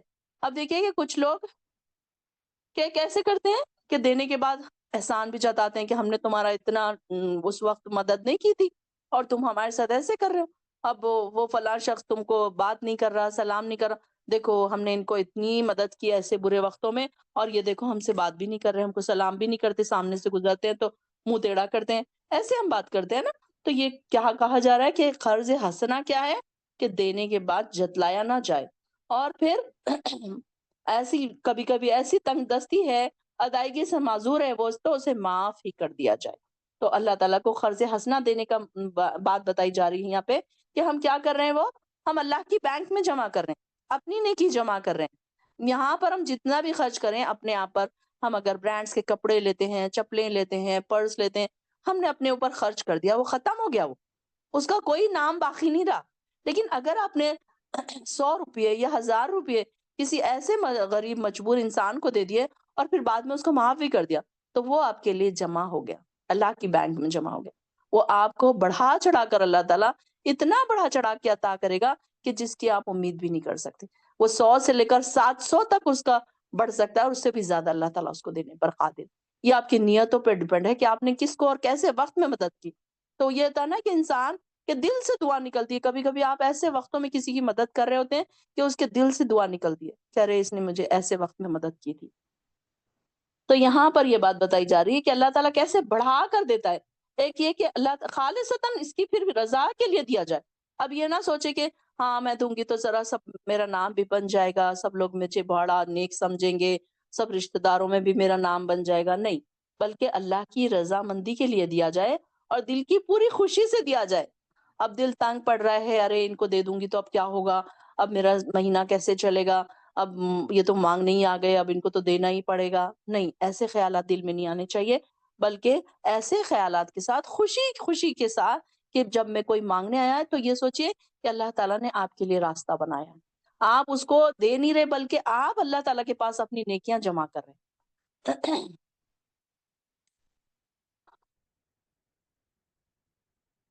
کیا آپ نے سیدنا موسیٰ علیہ السلام کے بعد بنی اسرائیل کے سرداروں کے معاملے پر غور کیا؟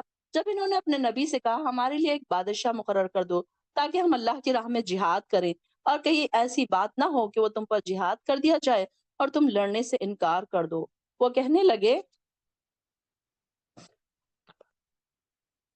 وہ کہنے لگے ہم اللہ کے راستے میں کیوں نہیں لڑیں گے جبکہ ہم اپنے وطن سے خارج کر دیے گئے اور بال بچوں سے جدا کر دیے گئے۔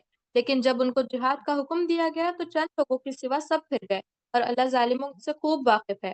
اور ان کے نبی نے ان سے کہا کہ اللہ نے تم پر طالوت کو بادشاہ مقرر فرمایا، تو وہ بولے اس کو ہم پر بادشاہی کا حق کیوں ہے، اور بادشاہت کے ہم زیادہ حقدار ہے بنسبت اس کے، ان کے پاس تو کوئی دولت نہیں ہے۔ نبی نے کہا اللہ نے اس کو تم پر فضیلت دی ہے اور بادشاہت کے لیے ان کو چنا ہے، اور اس کو علم بھی بہت عطا کیا ہے اور مضبوط جسم سے بھی خوب نوازا ہے، اور اللہ جسے چاہتا ہے بادشاہت سے عنایت کر دیتا ہے، اور اللہ بڑی وسعت والا خوب جاننے والا ہے۔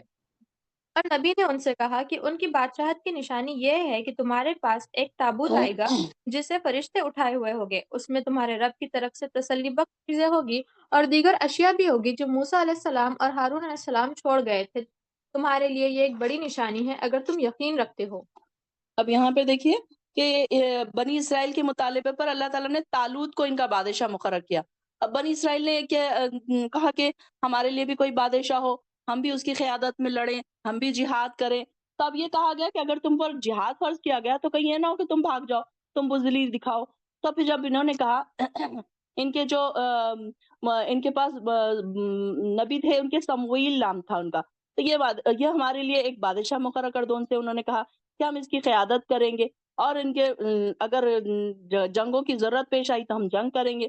تو جسے انہوں نے اس رنگ میں پیش کیا، تم تو بوڑھے ہو چکے ہو، اب یہ جو نبی تھے وہ بوڑھے ہو گئے تھے، تو ہمیں ایک نوجوان درکار ہے، تو کیسا بادشاہ کا ٹھاٹ باٹ رکھتا ہو، ایسا انہوں نے خواہش کی۔ اب ان کے نبی سموئیل کو چونکہ اصل مرض کا علم تھا ان کا کہ یہ کیسے ہے یہ، لہٰذا اس نے ان سے پختہ عہد کر لیا کہ اگر بادشاہ مقرر کر دیا جائے تو پھر تم جہاد سے فرار کی راہ تو نہیں اختیار کر لو گے، بھاگ تو نہیں جاؤ گے۔ تو انہوں نے کیا کہا کہ نہیں نہیں، ہم تو بالکل نہیں بھاگیں گے، جبکہ ہمارے دشمنوں نے ہمیں گھر بار چھین لیا، ہمارے بیوی بچے چھین لیا، ہم کو لونڈی اور غلام بنا دیا، تو کیوں ہم ایسے کریں گے۔ تو کیا ہوا کہ اب چنانچہ کیا ہوا، بنی اسرائیل کے مطالبے پر اللہ تعالیٰ نے طالوت کو ان کا بادشاہ مقرر کیا، جو ایک 30 سالہ نوجوان تھا، خوبصورت تھا، خداور شخص تھا۔ اور اس پر اب یہ لوگوں نے کئی اعتراض کر دیے کہ طالوت کے پاس نہ تو مال ہے، نہ دولت ہے، نہ شاہانہ ٹھاٹ بھاٹ ہے، پھر بھلا یہ ہمارا بادشاہ کیسے بن سکتا ہے؟ تو اس سے تو ہم ہی اچھے تھے، بادشاہت کے زیادہ حقدار تو ہم تھے۔ اب ان کا کیا خیال تھا کہ جو کوئی بہت امیر آدمی ہو تو پھر وہی بادشاہ بن سکتا ہے۔ اور یہ اس کا جواب اللہ تعالیٰ نے یہ دیا کہ قیادت کے لیے مال اور دولت کی ضرورت نہیں ہوتی، بلکہ ذہنی اور جسمانی صلاحیتوں کی ضرورت ہوتی ہے، وہ طالوت میں موجود ہے اور تم سے بہت زیادہ ہے، لہٰذا تم فضول باتوں میں مت پڑو۔ اب ان کے پاس یہ بھی بتایا گیا کہ اب اس کی نشانی کیا ہوگی، تابوت سکینہ ان کے پاس آئے گا۔ طالوت کے بادشاہ ہونے کی علامت کیا ہوگی کہ وہ تمہارے پاس وہ صندوق لائے گا جو تمہارے رب کی طرف سے تھا، اب یہ جو تابوت سکینہ تھا کیا تھا وہ؟ اس میں آل موسیٰ اور ہارون کے تبرکات رکھے ہوئے تھے، مثلا پتھر کی وہ تختیاں تھی جو کوہ طور پہ موسیٰ علیہ السلام کو ملی تھی، تورات کا وہ نسخہ تھا جو موسیٰ علیہ السلام نے خود لکھوایا تھا، اور ایک بوتل میں من اور سلوا بھی تھا، تو من تھا جو بنی اسرائیل پر نازل ہوتا تھا، اور اس میں عصا موسیٰ بھی تھا، موسیٰ علیہ السلام کا عصا بھی تھا جو سانپ بن جاتا تھا، اور یہ کچھ جو تھا تو بنی اسرائیل کے سکون قلب کا سامان تھا، یہ بڑے ان کو تبرکات سمجھتے تھے، یہ بڑے برکت کا سامان سمجھتے تھے اس صندوق کو، تو اس صندوق میں یہ ساری چیزیں محفوظ تھی۔ تو اب یہ صندوق جو تھا ان کے پاس ہمیشہ ان کے پاس رہتا تھا۔ اب جب کیا ہوا، جب دشمن سے جنگ ہوئی تو اس صندوق کو یہ کیا کرتے تھے، آگے رکھ دیتے تھے، یہ سمجھتے تھے کہ اب یہ صندوق ہم آگے رکھنے سے کیا ہوگا، ہمیں نصرت ملے گی، فتح ملے گی، کامیابی ملے گی۔ تو ایک لڑائی کے موقع پر مشرک بادشاہ جو جالوت تھا، تو اس نے کیا کیا، ان پر غالب آ گیا، ان کو ہرا دیا، اور وہ صندوق ان سے چھین کر لے کر چلا گیا، اور وہ لوگ اپنے ساتھ یہ صندوق کو بھی لے کر چلے گئے۔ اس صندوق کو چھین جانے کے بعد بنی اسرائیل کیا سمجھتے تھے کہ ہمارے پر بہت نحوست آ گئی، یا نحوست کی علامت تصور کرتے تھے کہ یہ ہمارے سے صندوق چھین گیا، مطلب بہت ہی بری بات ہمارے ساتھ ہو گئی، تو اس کی موجودگی کو فتح و نصرت کا نشان سمجھتے تھے، تو اب وہ ساری چیزیں ان سے چھوٹ گئی تھی۔ تو اب تابوت سکینہ کا جو تالوت تک پہنچنا، تو اللہ تعالیٰ نے کیا کیا کہ اب یہ کون سا بادشاہ رہے گا، کیا اس کی علامت رہے گی، تو اس کے گھر کے سامنے تابوت سکینہ ملے گا۔ تو بنی اسرائیل اب کیا کیا، تالوت کے دور میں حکومت میں وہ چھنا ہوا صندوق تمہیں واپس مل جائے تو سمجھ لینا کہ تالوت پھر واقع اللہ تعالیٰ نے ہی اس کا بادشاہ مقرر کیا۔ تو ایسے ہی ہوا، ان چھننے والے مشرکوں کے شہر میں وبائیں پھوٹ گئی۔ اب انہوں نے کیا کیا کہ سمجھا کہ یہ صندوق کی نحوست کی وجہ سے ہمارے پاس وبائیں پھیل گئی، تو انہوں نے کیا کیا کہ ایک بیل گاڑی پر اس صندوق کو رکھا اور اسے ہانک دیا۔ اب فرشتوں نے کیا کیا کہ اس بیل گاڑی کو ہانک کر بنی اسرائیل تک لے کر آئے اور اسے تالوت کے گھر کے سامنے چھوڑ دیا۔ اس طرح ایک طرف تو اللہ تعالیٰ کی طرف سے بنی اسرائیل پر حجت تمام ہو گئی، اور دوسری طرف بنی اسرائیل کے حوصلے بڑھ گئے، انہوں نے تالوت کو اپنا بادشاہ تسلیم کر لیا کیونکہ ان کو اپنا تابوت سکینہ مل گیا تھا۔ اب کیا ہوا، تالوت سکینہ، تالوت کی سرکردگی میں جب بادشاہ تالوت کی قیادت میں بنی اسرائیل کا ایک لشکر جالوت کے مقابلے میں نکل کھڑا ہوا، جو کہ آیت میں آتا ہے کہ تالوت کی بادشاہ، اب یہاں پر جب تالوت اپنے لشکروں سمیت چل پڑا تو اس نے یہ کہا کہ راستے میں ایک نہر ہے جس سے تمہاری آزمائش کرنے والا ہے، جس نے اس نہر سے پانی پی لیا وہ میرا ساتھی نہیں ہوگا، اور جس نے نہ چکھا تو وہ چلو بھر پانی لے، سوائے چند آدمیوں کے باقی سب نے اس میں سے سیر ہو کر پانی پی لیا۔ اب جب یہ لوگ جانے لگے، جالوت سے مقابلہ کرنے لگے، تو ان کے لیے کیا تھی، ایک آزمائش۔ تالوت نے پہلے ہی کہہ دیا تھا کہ جس نے بزدلی دکھانا ہو وہ ہمارے ساتھ نہ چلے۔ بنی اسرائیل زبانی باتوں میں بڑے دلیر تھے، تو ان کی تعداد 70,000 ہو گئی، سب کے سب نکلے تالوت کے ساتھ، اور جب ان کو پانی نہ ملا تو تالوت سے شکایت کرنے لگے کہ اب ہمیں پانی نہیں مل رہا۔ تالوت نے کہا کہ آگے ایک نہر تو آ رہی ہے، مگر تم لوگ کیا کرو گے، اس میں سے سیر ہو کر پانی نہیں پیو گے، مطلب بہت زیادہ نہیں پانی پیو گے، صرف ایک آدھ گھونٹ چلو بھر کے پانی پی سکتے ہو، یہ تمہارے پروردگار کی طرف آزمائش ہے۔ اگر تم اپنی پیاس میں برداشت بھی کر سکے تو لڑائی میں کیا کارنامہ سر انجام دو گے، یعنی کہ یہ آزمائش تھی کہ اگر تم چھوٹی سی تکلیف نہیں برداشت کر سک رہے تو وہاں پر کیسے برداشت کرو گے تم جنگوں میں، تو لہٰذا میں تو صرف اس آدمی کو ساتھ لے کر جاؤں گا جو اپنی پیاس کو برداشت کرے گا۔ اب وہ نہر جب آئی تو سب لوگوں نے کیا کیا، سیر ہو کر پانی پی لیا، جو ان کو جیسے ہی پانی دکھا اب وہ انہوں نے اتنا زیادہ پانی پی لیا جیسے مویشی پانی پیتے ہیں نا، اس طریقے سے انہوں نے ایک دم پانی پی لیا۔ اب جب پانی پی لیا تو ان کے بدن ٹوٹنے لگے، تھوڑا سا فاصلہ چل کر گر پڑے، کہنے لگے اب ہمیں جالوت کے لشکر سے ہمت ہی نہیں رہی۔ اب یہ دیکھیے نا، بہت زیادہ پیاسے ہوتے ہیں، پیاسے ہم رمضان کا ہی سوچ لیجئے، دن بھر ہم جب پیاسے ہوتے ہیں اور ایک دو تین گلاس اگر ہم پانی پی لیں تو کیا ہو جاتا ہے، پھر ایک دم ایسے ڈل سی ہو جاتی طبیعت، پھر انسان کو بیٹھا نہیں جاتا، لیٹنا دل چاہتا ہے، ایک دم ڈل ہو جاتا ہے، اتنی انرجیٹک نہیں رہتا، حالانکہ روزے میں ہم انرجیٹک تھے، جیسے ہی ہم پانی پیتے ہیں نا تو ہماری انرجی ڈاؤن ہو جاتی، تو اس لیے کہا جاتا ہے کہ روزہ کھولنے کے بعد ایک دم پانی نہیں پینا چاہیے، تھوڑا سا پینا چاہیے، بعد میں پھر پینا چاہیے۔ تو اب جن لوگوں نے اپنی پیاس کی برداشت کی تھی ان کی تعداد صرف کتنی رہ گئی، 313، اور یہ انہیں صبر کرنے والوں میں بوڑھے نبی سموئیل بھی تھے، سیدنا داؤد اور ان کے باپ اور ان کے 6 بھائی بھی شامل تھے۔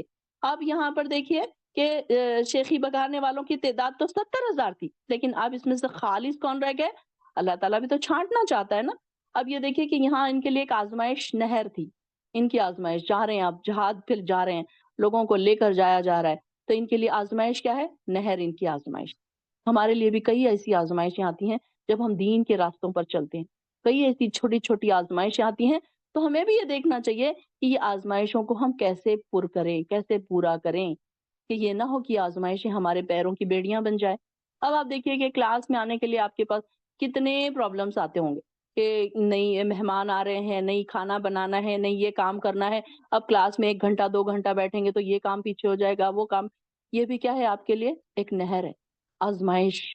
جیسے ہر ایک کے لیے کوئی نہ کوئی آزمائش نہر کی طرح ہماری زندگیوں میں بھی کوئی نہ کوئی آزمائشیں آتی رہتی ہیں جو اللہ کی طرف جانے سے ہمیں روکتی ہیں، جہاد کرنے سے ہمیں روکتی ہیں۔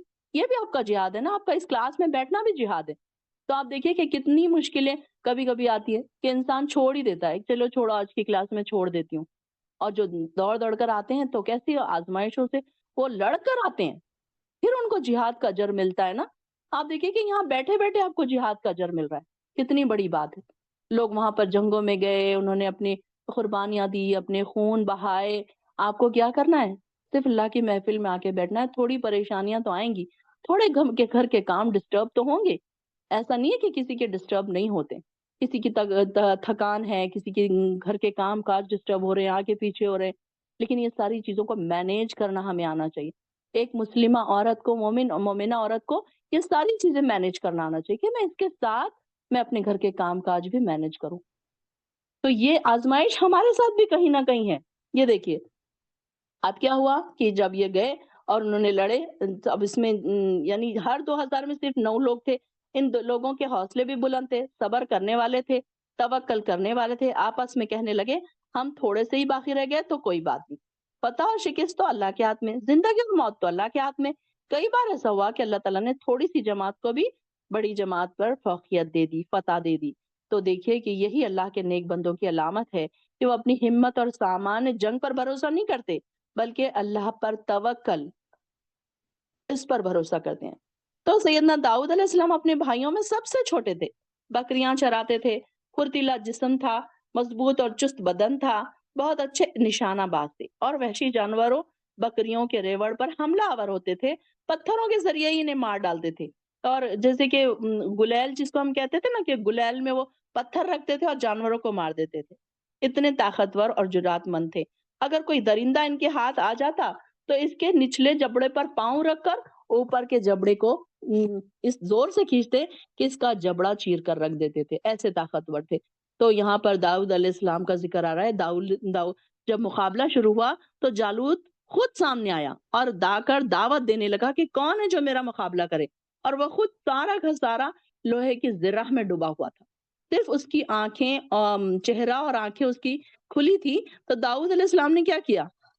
راستے میں سے 2-3 پتھر اٹھا لیے تھے، اس غرض سے کہ اٹھا لیے تھے کہ آپ نے ایک کے بعد ایک اس کو تینوں کو گلیل میں رکھا اور اس سے جالوت پر حملہ کیا، جو اس کی پیشانی پر لگے اور اس کے سر کو چیرتے ہوئے پیچھے گدی تک نکل گئے، جس سے جالوت مر کر گر پڑا۔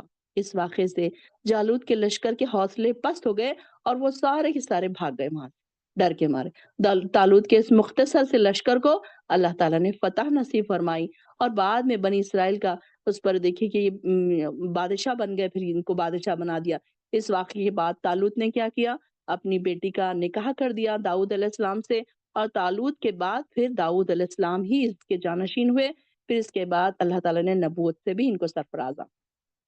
اس آیت میں اللہ تعالیٰ نے زمین کا انتظام برقرار رکھنے کے لیے، اب یہاں پر دیکھیے کہ اگر اللہ تعالیٰ اس طرح سے لوگوں کو، شرپسندوں کو ایک دوسرے سے الگ نہ کرتا، نہ ہٹاتا رہتا، تو زمین میں تو فساد ہی مچا رہتا۔ اگر اللہ تعالیٰ اپنے عالم پر بڑا فضل کرنے والا، یہ اللہ تعالیٰ کی آیات ہیں جنہیں ہم آپ کو ٹھیک ٹھیک پڑھ کر سناتے ہیں، اور بے شک آپ ان لوگوں میں سے ہیں جنہیں رسول بنا کر بھیجا گیا۔ وآخر الدعوانا الحمدللہ رب العالمین۔ یہاں پر ہمارا سیکنڈ پارہ ختم ہوتا ہے، الحمدللہ، باذن اللہ تعالی۔